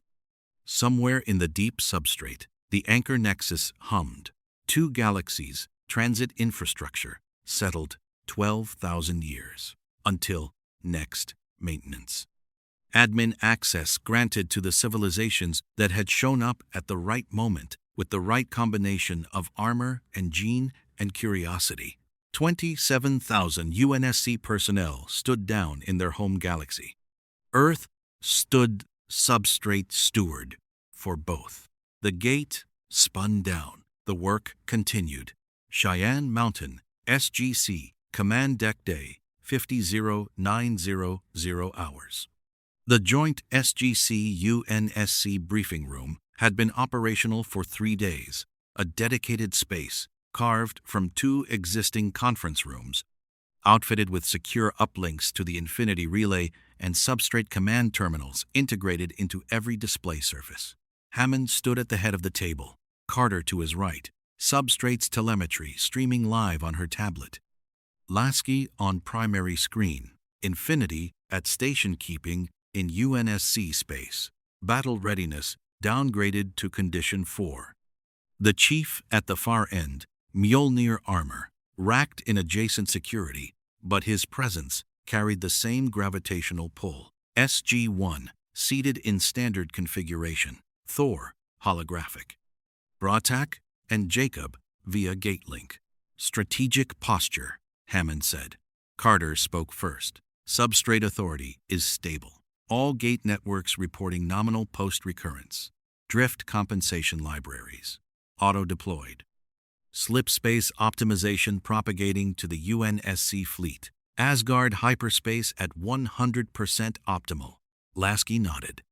Infinity reports 27% transit efficiency gain. Full fleet rollout complete in 72 hours. No Anubis signatures, Teal'c said. Baal network is quiet. Heru'ur consolidating. You are stable. Free Jaffa expansion, Bratak said. 3 systems were liberated in the past 48 hours. Gate mobility is unassailable. Hammond looked at Daniel. Linguistic front? Hem. Daniel opened Notebook 17. Earth's operational logs decoding continues. Anchor Nexus command protocols. Full authority confirmed. 2 anomalies flagged. He pulled up the first. Residual Tier 2 lockouts on 14 minor Goa'uld gates. Non-compliant lords. Auto-release in 96 hours. Lords. And the second? Hammond asked. Daniel hesitated. Nexus. Pinging unknown transit signatures. Deep substrate. Intergalactic. Non-standard geometry. Carter leaned in. Show me. Daniel transmitted the log fragment. Carter processed it in 4.2 seconds. Not Earth's. Not Ancient. Not Forerunner. Substrate access patterns suggest. She paused. Older authorization. Older than the Earth's? Jack asked. Pre-Earth's, Carter said. The Nexus recognizes the signatures. Full admin privileges. No handshake required. Silence. The foundation mechanism, the chief said. Yes, Carter said. Hammond processed that. Active? Querying, Carter said. She entered the substrate command protocol. Nexus responded immediately. Foundation mechanism status. Operational. Designated steward. Origin. Authority. End quote. Human query logged. Origin authority, Daniel said. That's not Earth's vocabulary. No, Carter said. It's native substrate command language. Pre-Urs. The Nexus itself. Naming whatever built it. Jack looked around the table. So, the landlord checked in. More than checked in, Carter said. The Nexus just confirmed the foundation mechanism is still active. Still designated primary steward. Our stewardship is delegated. Delegated from what? Lasky asked. Carter looked at the display. Something with original admin access. P4X 639. Research Station, Alpha Day. 51,400 hours. Carter returned to P4X 639 with the chief and Daniel. Facility architecture hummed at full capacity. Again, no longer archival standby, but active research node, substrate command terminal, live across all panels. Cortana materialized at the primary archive. I've been cross-referencing Nexus pings against Earth's foundational logs. 3 matches. And all predate Earth's civilization by substrate erosion estimates of 1.2 million years. Show me, Carter said. Cortana pulled the Earth's detection records. Fragmentary, incomplete, but unambiguous. The foundation mechanism hadn't built the substrate empty. It had been occupied. Energy signatures predating Earth's records. Transit patterns through deep architecture no civilization had mapped. Substrate command authority that the Earths had detected but never challenged because the signatures carried priority markers. The Earth's command protocols wouldn't let them query. The original tenants, Daniel said. Or the builders, the chief said. Cortana continued. Nexus logs show 47 transit events through deep substrate in past 72 hours. same authorization, same geometry. Origin point, consistent with Earth's anchor nexus triangulation coreward intergalactic void. Carter looked at the chief. We need to see it. The chief nodded once. UNSC Infinity Command Deck Day, 51:03:00 hours. Lasky convened his senior staff. Esposito, Mendez, engineering leads, Spartan commanders, via relay. Infinity at Condition 3. Full tactical readiness. Carter's flagged a deep substrate anomaly, Lasky said. Origin Authority transit signatures. Pre-Earth's admin access. Anchor Nexus confirms it is active. Esposito pulled navigation data. Deep intergalactic void. 2.7 million light-years coreward. Slipspace transit time, 96 hours, with optimal substrate geometry. Mendez spoke. Spartan teams ready. Recommend full company deployment. Unknown contact. Lasky processed that. Carter, Chief, SG-1 element. Infinity provides transport and fire support. Hammond, approves? Screen split. Hammond's face appeared. Approved. Joint operation.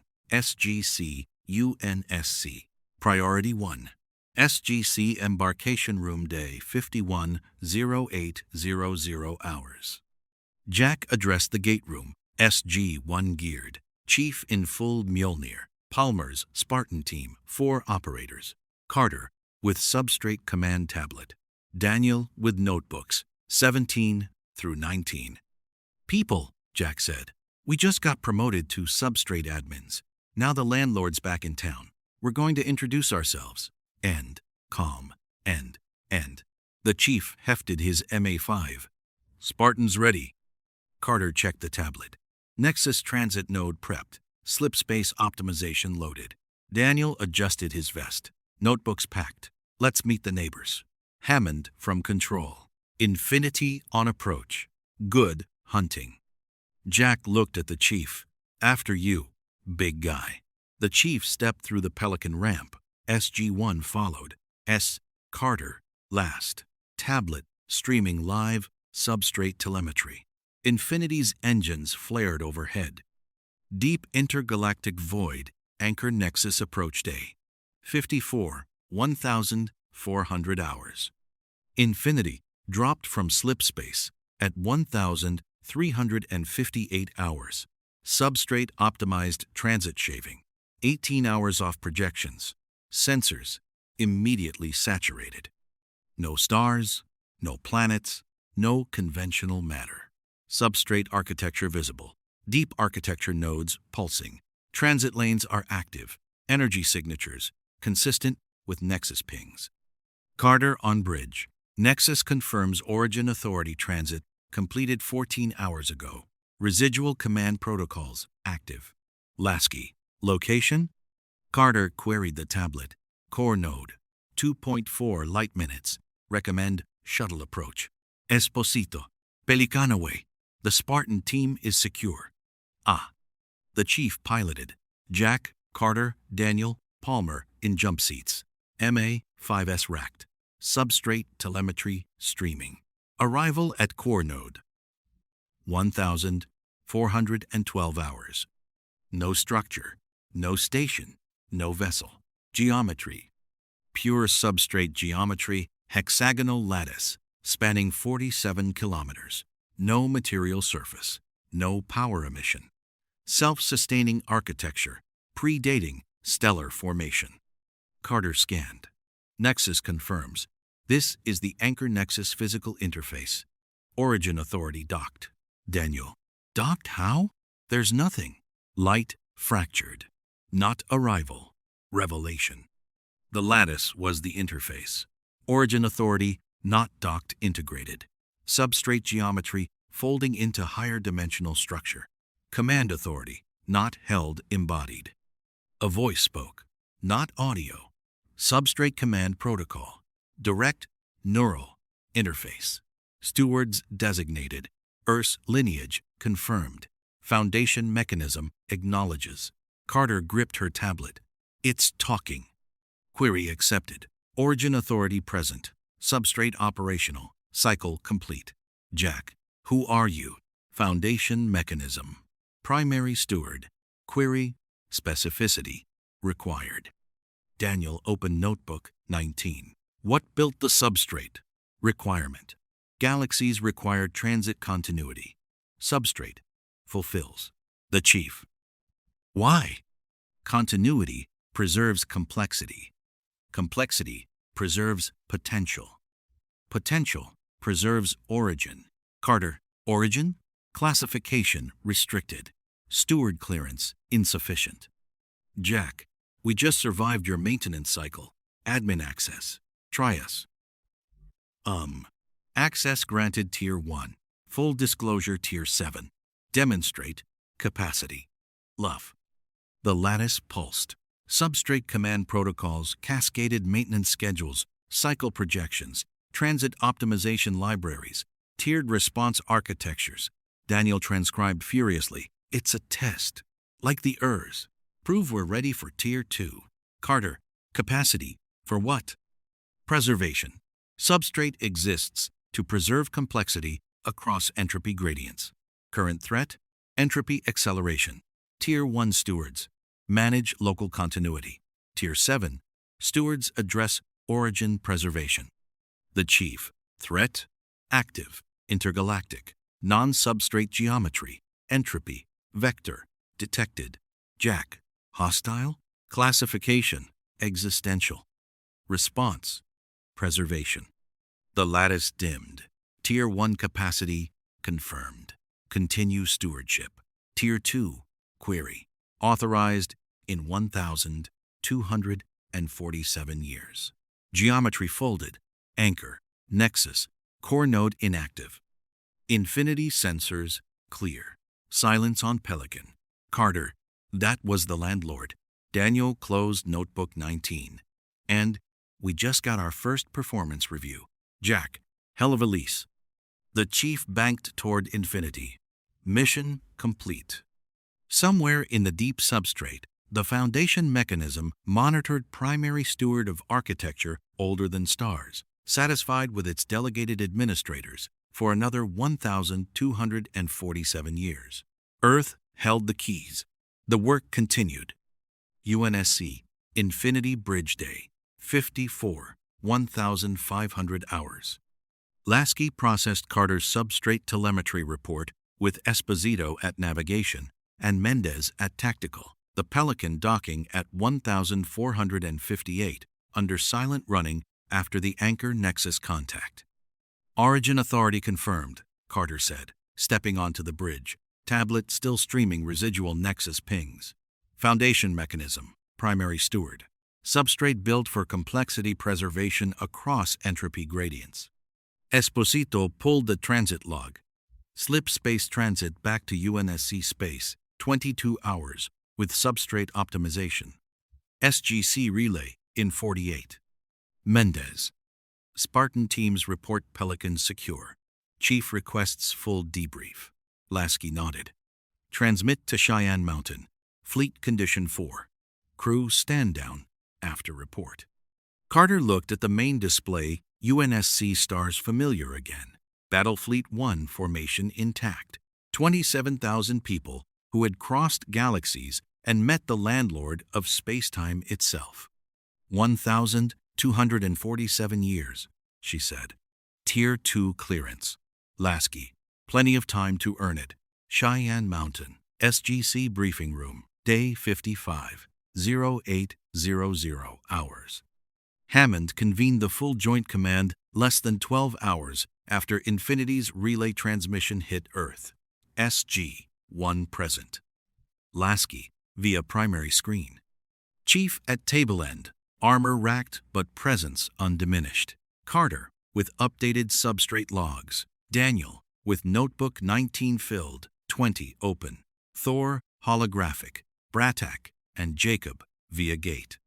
Origin authority, Hammond said. Carter displayed Nexus contact telemetry. Foundation mechanism, built the substrate, monitor everything. Delegated Tier 1 stewardship to us after Earth's protocols. Full disclosure at Tier 7. Daniel, it's not a civilization, It's for a purpose. Preserve complexity against entropy. Galaxies are hardware. Transit networks are the OS. Civilizations are the applications. Jack. And we're the new sysadmins. Delegated sysadmins. Carter said. It detected an existential threat. Intergalactic entropy vector. Tier 1 stewards handle local continuity. Higher tiers address the origin preservation. End quote. Origin of what? Hammond asked. Daniel. Restricted. Tier 7 clearance. It said, we demonstrated capacity for Tier 1. Gave us 1,247 years to qualify for Tier 2. Teal'c. The threat is active. Yes, Carter said. Non-substrate geometry. Intergalactic origin. Nexus monitoring, but not engaging. Delegated that responsibility. Bratak. The Free Jaffa stands ready. Jacob. Tok'ra intelligence networks retasking for deep space anomalies. Thor. Asgard sensors recalibrating to substrate telemetry. Intergalactic void coverage initiated. Lasky. Infinity tactical analysis complete. Recommend combined arms doctrine. SGC gates. UNSC slipspace. Asgard hyperspace. Substrate optimization. Unmatched strategic mobility. Hammond processed the room 6 years, SGC. 6 weeks, UNSC. 1 contact older than stars. Joint Task Force formalizes. SGC. UNSC Alliance Command. Co-leads, Carter, Lasky. Chief Permanent SGC Liaison. Priority, Tier 2. Preparation. Nods. Baal? Jack asked. Summary transmission, Hammond said. Tier 1 stewardship confirmed. Continue compliance. No details. End quote. End quote. End quote. Jack grinned. Performance review season. P4X 639. Research Station. Alpha Day. 55. 1,400 hours. Carter, Chief, and Daniel returned to P4X 639 for final archive extraction.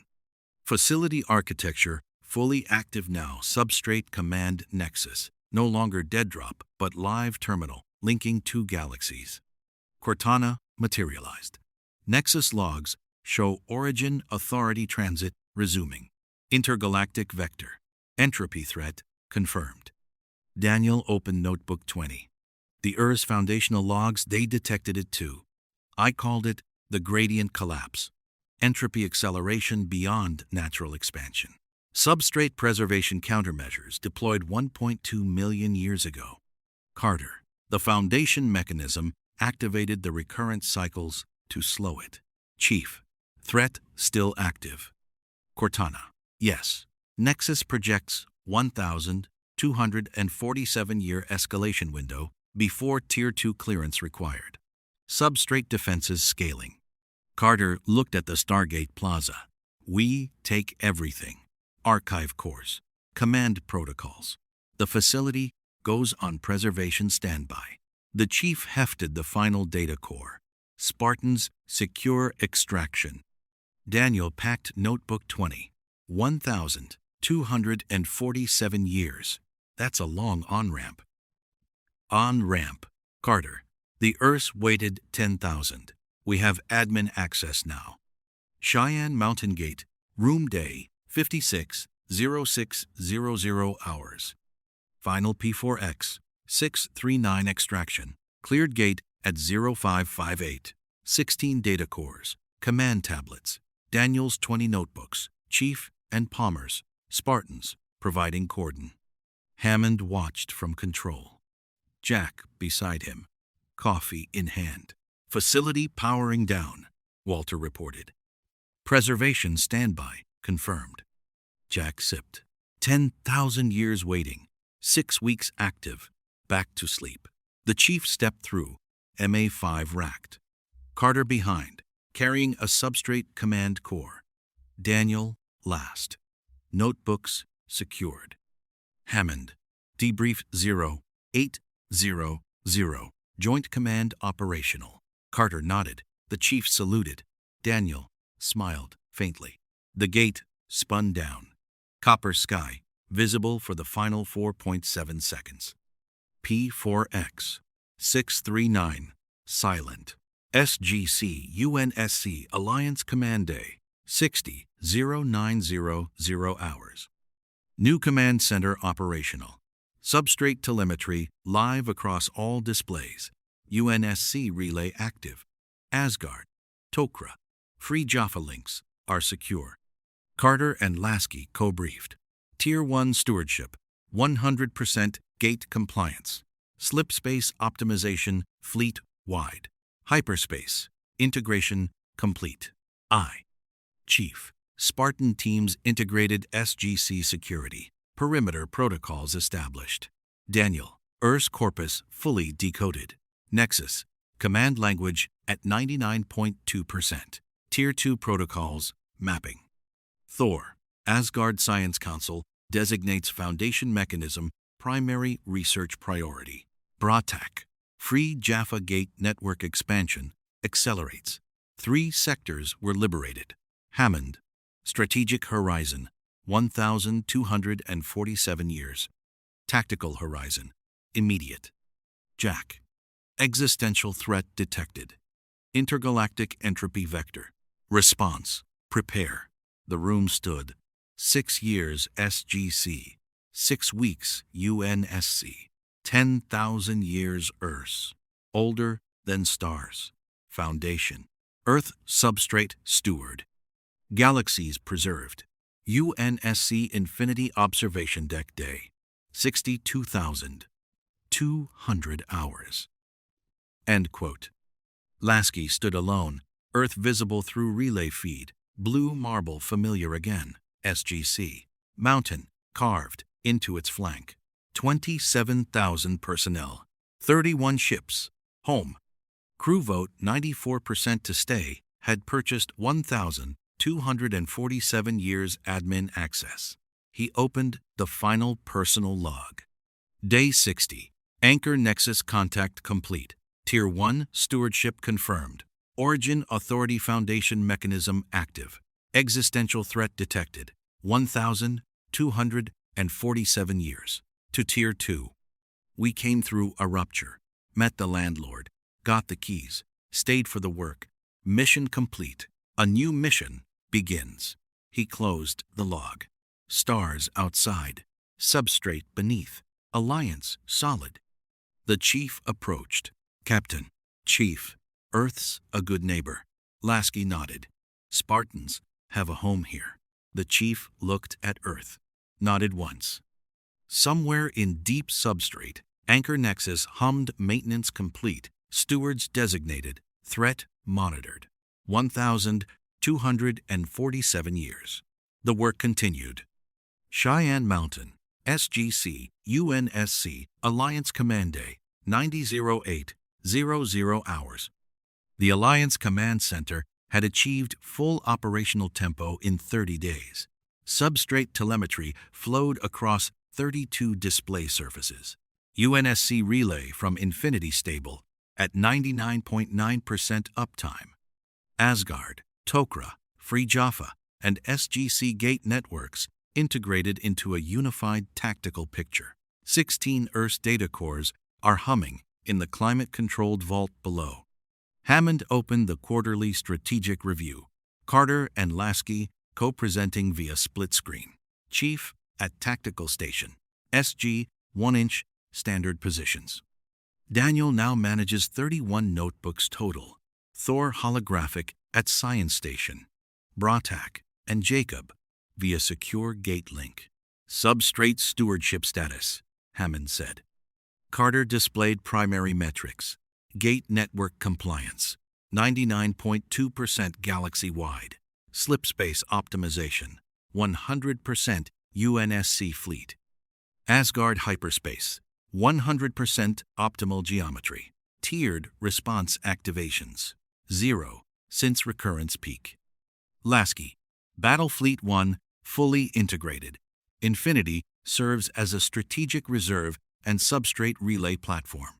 Spartan teams rotated into SGC security rotations. Crew retention post-mission, 98%. Bratak, Free Jaffa Nation controls 12 sectors. Gate mobility provides decisive advantage. Heru'ur territories collapsing under sustained pressure. Jacob, Tok'ra intelligence confirms Baal consolidating minor lords. You are stable. No reconstitution attempts by dispersed Goa'uld. Thor, Asgard Science Council reports substrate command integration complete.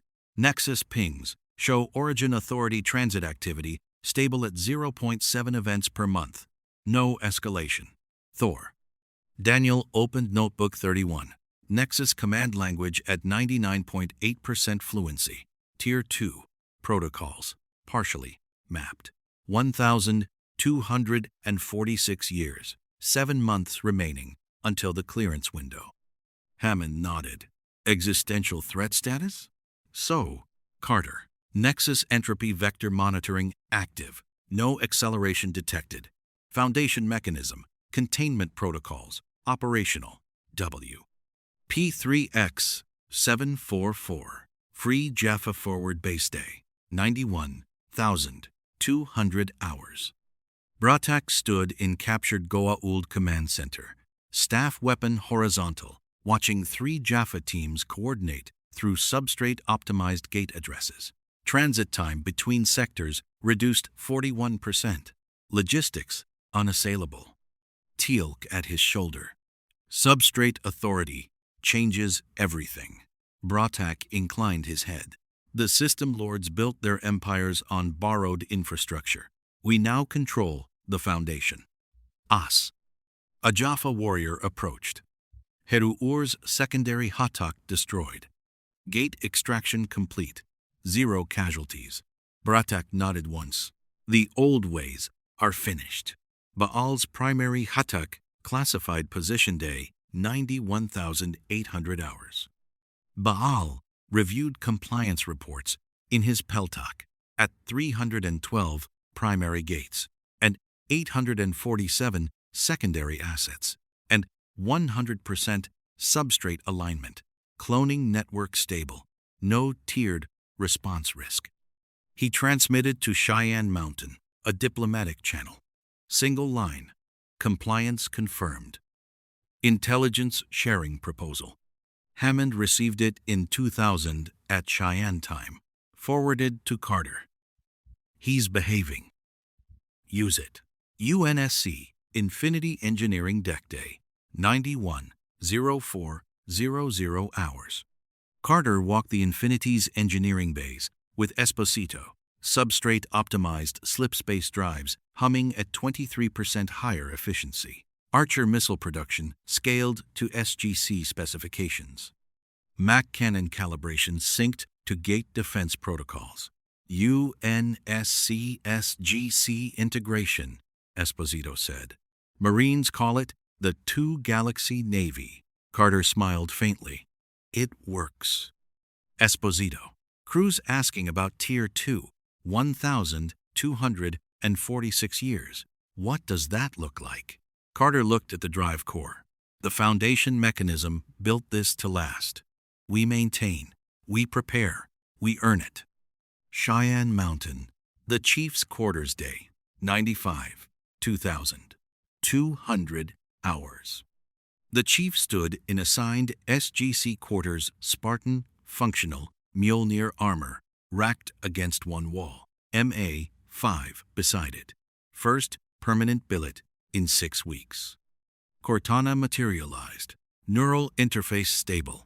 Substrate command protocols fully integrated. Mjolnir diagnostics are green across all systems. The Chief looked at the armor. Permanent posting. Cortana. Spartans, go where needed. Earth needs Spartans, the Chief said. Cortana nodded the specific nod of an AI who had run the mathematics across 2 galaxies and found the same answer. Yes, John, they do. Ame. SGC Gate Room Day, 100,0600 hours. Jack stood in the gate room, coffee in hand. Stargate spinning up first joint SGC-UNSC Gate mission. Palmer's Spartan team deployed to the Free Jaffa sector. Chief coordinating from control. Carter on substrate overwatch. Hammond joined him. 100 days. Jack sipped. Feels like 6 years. Hammond smiled faintly.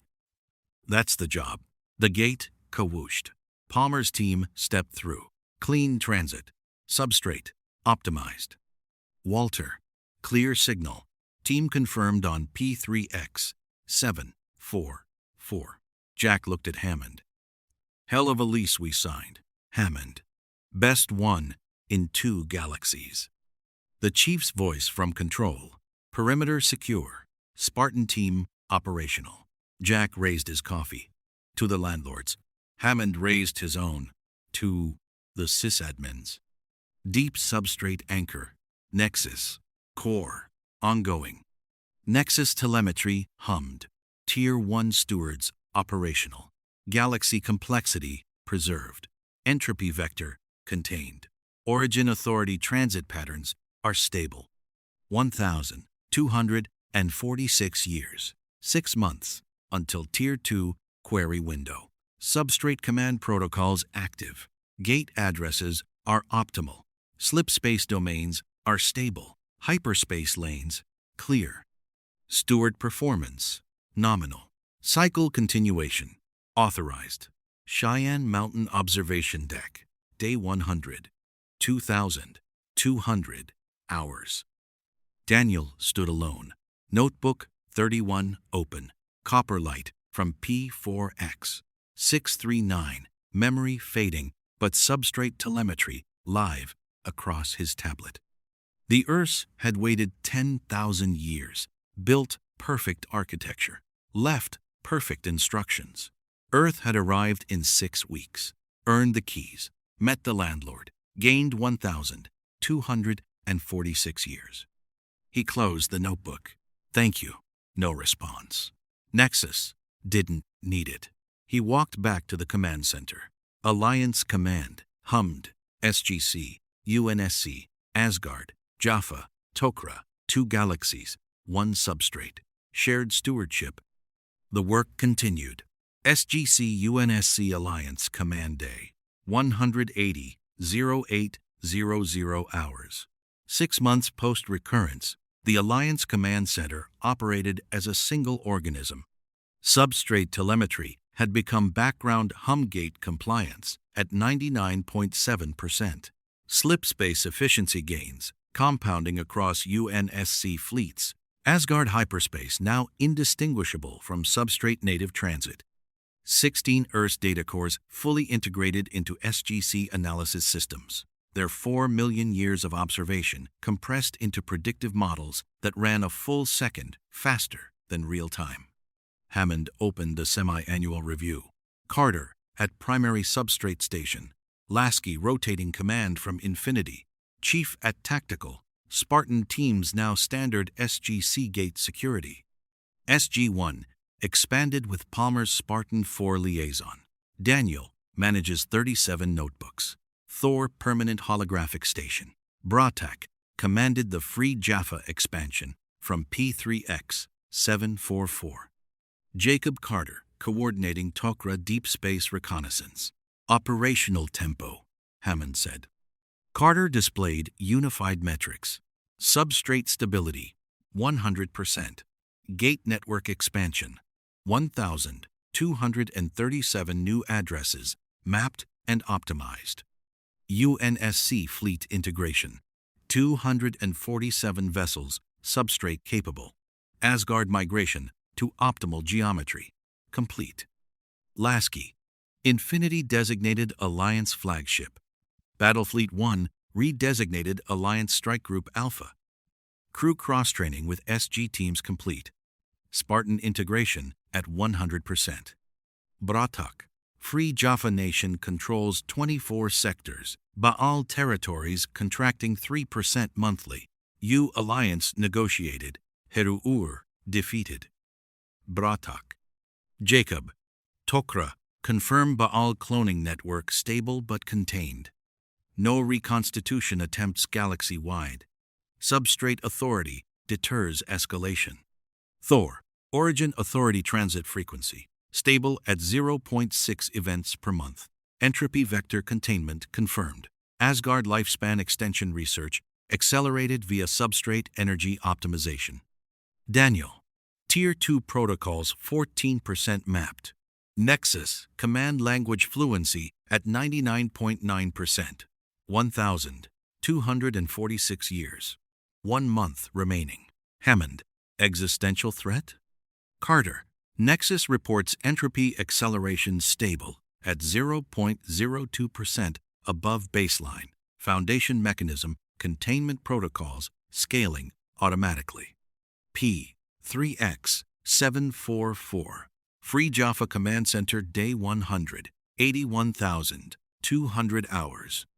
Bratak walked captured Goa'uld shipyards with Teal'c. Substrate optimized gates delivering Jaffa warriors and raw materials across sectors in hours rather than weeks. Heru'ur's former fleet 47 Hataks now flew free Jaffa colors, hyperspace windows tuned to substrate optimal. The system lords built on sand, Bratak said. We stand on a substrate. Teal'c inclined his head. Indeed, the alliance changes all warfare. A Jaffa commander approached. Baal fleet movement detected. Gate transit to P2X. 881 intercepted. Substrate compliance confirmed. C. Bratak. He knows better than to test the tiered response. Baal's primary Hatak neutral territory day. 181,600 hours. Baal hosted an unprecedented summit. You the last. Formal alliance proposal. Substrate telemetry confirmed on all vessels. No tiered response risk. Earth stewardship changes calculus. Baal. Indeed. Resistance yields partition. Cooperation yields survival. Joint operations? Baal. Targeted. Free Jaffa expansion checked. Tok'ra contained. Alliance overreach deterred. Agreement signed. First System Lord Pact since Anubis' fall. Baal transmitted summary to Cheyenne Mountain. Compliance maintained. Stability preserved. UNSC Infinity Spartan Training Deck Day. 181,0200 hours. The Chief oversaw joint Spartangent SG training. Palmer's IVs, sparring with SG-1 veterans. Jack, calling audibles. Carter, spotting substrate tactical overlays. Daniel decoding real-time Nexus pings mid-drill. Jack, Spartans versus Snakes. Now, with Cosmic Sysadmin. Chief, Alliance Doctrine. Palmer downed Teal'c in a clean grapple. SGC moves well. Teal'c rose. Spartans move better. Lasky watched from observation. 6 weeks ago, separate militaries. Now, one force. Deep substrate anchor Nexus core ongoing. Nexus telemetry logged semi-annual steward performance. Tier 1 stewards. Optimal. Gate compliance. 99.7%. Slipspace optimization. 100%. Hyperspace integration. 100%. Complexity preservation. Plus 3.7% above baseline. Entropy vector. Contained. Tier 2 clearance trajectory. Nominal. Query window. 1,246 years remaining. Origin authority transit logged. Intergalactic vector. Entropy. Perimeter. Patrol. Steward capacity. Confirmed. Cheyenne Mountain Observation Deck. Day 100. 92,200 hours. Jack stood with Hammond, coffees in hand. Gate room visible below Spartan team prepping P4X 639 maintenance run. Substrate optimized transit. 6 months, Jack said. Hammond, feels permanent. Jack sipped. Baal's behavior. Free. Jaffa's winning. Asgard's cloning. Immortality research. Spartans in the gate room. Hammond. Substrate changes everything. Jack looked at the gate. 1,246 years. Tier 2. Hammond. Plenty of time. The chief approached. Generals. Chief, Jack said. Perimeter secure. P4X 639. Maintenance nominal. Jack raised coffee. To cosmic janitorial duty. The chief nodded once. Closest, he came to a smile. SGC UNSC Alliance Command Day, 200-0800 hours. Carter displayed long-term projections. Nexus predictive models showed Tier 2 clearance achievable in 1,200 years with current trajectory. Accelerated path possible via complexity amplification. Daniel, meaning? Carter, more life, more civilizations, more complexity, substrate purpose, fulfilled faster. Lasky, Galactic Alliance expansion, multi-species integration, substrate native technology development. Lasky, Thor, Asgard youth restoration plus substrate energy equals indefinite stewardship capacity. Bratak, Free Jaffa model, scales galaxy-wide. Goa'uld era ends. Hammond, strategic horizon extends. Tactical mission remains. Preserve complexity. Prepare for Tier 2. Jack, and keep Baal's homework on time. Laughter. Alliance Command hummed 2 galaxies, 1 substrate, shared stewardship. Earth's impossible morning had become a permanent dawn. P4X 639. Research Station, Alpha Day, 1,400 hours. Carter walked to an empty research station with Chief. Archive cores extracted. Command terminals, dark. Facility breathing softly, in preservation standby. Copper sky, twin moons. Stargate, silent. They waited 10,000 years, Carter said. Chief, we answered in 6 weeks. Cortana materialized. Nexus confirms facility purpose fulfilled. Substrate stewardship transferred. Carter touched the ancient panel. Thank you. Facility lights dimmed. The chief hefted MA5. Spartans secure. They dialed Cheyenne Mountain. Gate kawushed. Alliance waited. SGC UNSC Alliance Command. Year 1. Day 365. 0800 hours. 1 year post-recurrence. The command center had evolved beyond recognition. Substrate telemetry, not just background, but foundational. Every decision tree branching from Nexus predictive models that now resolved 1.8 seconds ahead of real time. Earth's data cores fully assimilated. Their 4 million years of observation powering strategic simulations that spanned 12 centuries. Hammond, promoted to Alliance Command General, opened the annual Strategic Summit. Carter, at Primary Substrate Nexus. Lasky, commanded from Infinity, now the permanent Alliance flagship. Chief heading Spartan Operations Command. 247 Spartans integrated across SGC Gate security. SG-1 expanded to 8 teams with Spartan attachments. Daniel managed 54 notebooks. Tier 2 protocols, 28% mapped. Thor permanent station led. Bratak, Free Jaffa Supreme Commander. Jacob Carter, Alliance Intelligence Chief. Baal observing, via secure diplomatic channel compliance, guaranteed. Annual assessment, Hammond said. Carter displayed galactic metrics. Substrate compliance, 99.9% gate networks, 100% slipspace, 100% hyperspace. Complexity index, plus 8.4% above baseline.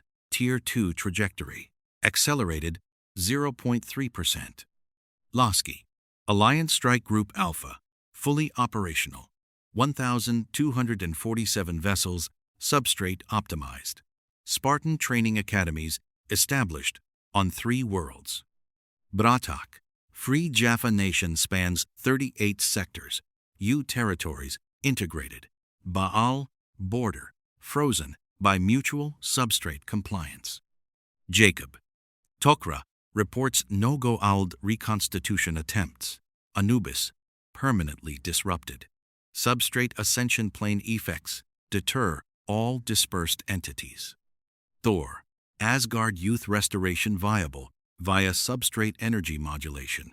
First generation in 18 months. Daniel, Tier 2 command language 67% fluent. Nexus projects clearance in 1,187 years at current acceleration. Hammond, existential threat vector. Carter, Nexus containment stable. Entropy acceleration at 0.01% above baseline. Foundation mechanism patrol patterns optimized. Baal's channel flickered. Compliance maintained. Complexity preservation aligns interests. Hammond nodded once. Welcome to the stewardship, Baal.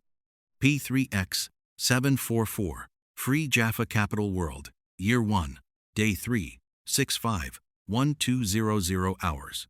Bratak addressed the Free Jaffa Council from captured Goa'uld Palace, now Alliance Substrate Command Center.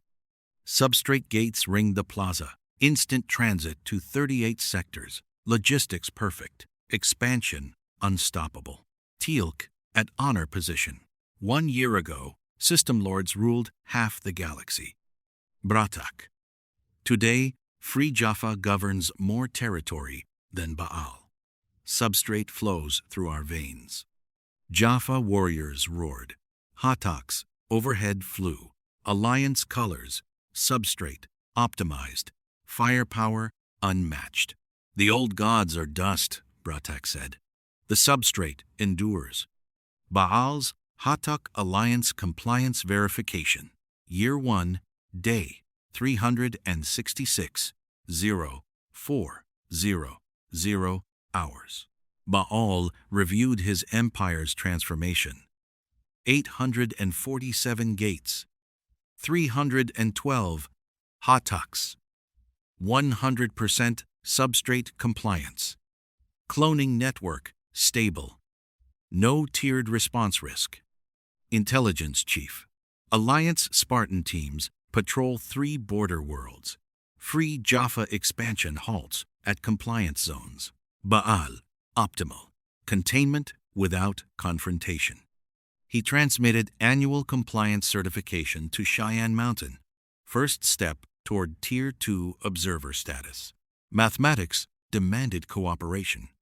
UNSC Infinity Spartan Academy Reach Relay. Year 1, Day 3, 671-400 hours.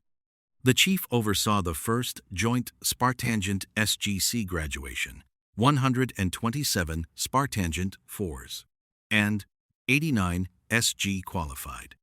Dual substrate gate training complete. Palmer pinned the first graduate. Spartans serve 2 galaxies now. Jack addressed the formation. You came through a rupture, earned the keys. Now you maintain the house. Chief, Spartans go where needed. Graduate Company, Alliance forever. Deep Substrate Anchor Nexus Core ongoing. Nexus Annual Evaluation. Tier 1 Stewards, exemplary. Complexity Amplification, plus 8.4%. Compliance, 99.9% galaxy-wide. Entropy, containment, optimal. Tier 2 trajectory, accelerated. Origin Authority Assessment. Stewards exceed Earth's performance. Tier 2 window projection, 1,187 years. Automated commendation transmitted. Cheyenne Mountain Alliance Command Observation Deck. Year 1, Day 3, 702-200 hours. Jack stood with Hammond, Carter, Chief. Gate room below pulsed with activity. Spartan teams deploying. SG units rotating. Substrate gates flaring blue. 1 year, Jack said. Carter, feels like the beginning. Chief, mission continues. Hammond raised coffee. To 1,187 years. Daniel joined. Notebook 54 complete. The Earths would approve. SGC, UNSC, Alliance Command. Year 5, Day 18, 25:08:00 hours. 4 years compressed. Complexity Index plus 24%. Free Jaffa Galaxy spanning. Asgard Youth restored. Spartan Academies on 12 worlds. Baal. Alliance. Partner of necessity. Tier 2 protocols. 89% mapped. Nexus. Tier 1 stewards. Optimal. Tier 2 clearance projection. 1,012 years. SGC. UNSC Alliance. Command. Year 247. Day 90,112. 08:00 hours. 247 years. Substrate stewardship mature. Galactic Alliance stable. Complexity Index plus 1. 247%. Tier 2. Protocols. Complete. End quote. Daniel's Notebooks. 14,701. Nexus. Tier 2 query window. T minus 6 months. Steward capacity. Confirmed. Anchor Nexus Core. Year 247. Tier 2. Interface. 1,800 hours. Carter's descendant substrate command lineage unbroken stood at the ancient panel. Chief's descendant at Forerunner interface. Daniel's notebooks digitized into Nexus memory. Alliance assembled across 2 galaxies. Handshake initiated. Tier 2 stewards designated. Capacity demonstrated. Query authorized. Daniel's heir. The origin. The threat. Full disclosure. Nexus pulsed. Foundation mechanism geometry unfolded. Origin preserved. Entropy contained. Stewards prepared. Substrate sang. 2 galaxies. 1 alliance. Eternal stewardship. Anchor Nexus Core. Year 247. Day 90,118. 1,815 hours. The Tier 2 aperture held stable hexagonal substrate geometry spanning 247 meters. No shimmer, pure foundation mechanism, architecture unfolding across dimensions no telescope had ever reached. Carter's lineage stood at the ancient panel. ATA gene, amplified across 247 years of substrate refinement. The Chief's heir at Forerunner interface, Mjolnir evolved into substrate-native neural architecture. Daniel's successor notebook lineage, digitized into Nexus Core, flanked the command dais. Fluency at 100%. Alliance Command watched via substrate relay 2 galaxies, 1 consciousness. Free Jaffa, Asgard Immortals, Tok'ra, Spartan Legions, Baal's successors, all stewards now. The voice spoke, not protocol, revelation, origin, preserved, geometry shifted, light beyond light, structure beyond matter, threat contained. The entropy vector unfolded intergalactic wavefront, not natural, not accidental, architecture, purpose-built collapse front, propagating through deep void, consuming complexity at 0.3 C. Non-substrate, older than foundation, and preservation, eternal. The mechanism revealed itself fully, not machine, not mind, but continuity, substrate, spanning 2 galaxies, not infrastructure, but immune system. Recurrent cycles are not maintenance, but antibodies. Tiered stewards, not hierarchy, but distributed immune response. Tier 1, local immunity. Tier 2, strategic immunity. Tier 7, origin immunity. Earth's 247-year acceleration granted Tier 2, strategic countermeasure authority. Your complexity preserved ours. The Earths had been first responders. Earth immune memory, foundation, the patient, healing across eons. The aperture pulsed final transmission. Stewardship is eternal. Complexity amplification, +1, 247%. Tier 7 window, 1 million years. Preservation complete. Geometry folded. Nexus Core dormant. Cheyenne Mountain Alliance Command. Year 247. Day 90,000. 118 1,816 hours. 2 galaxies exhaled. The gate kawooshed in the mountain, first unoptimized transit in 247 years. Pure nostalgia. Jack O'Neill's great-great-great-great-grandkid raised a coffee. We kept the lights on. The chief's heir nodded once. Spartans delivered. Carter's lineage smiled. The Earths would approve. 247 years. 2 galaxies. 1 substrate. Eternal dawn.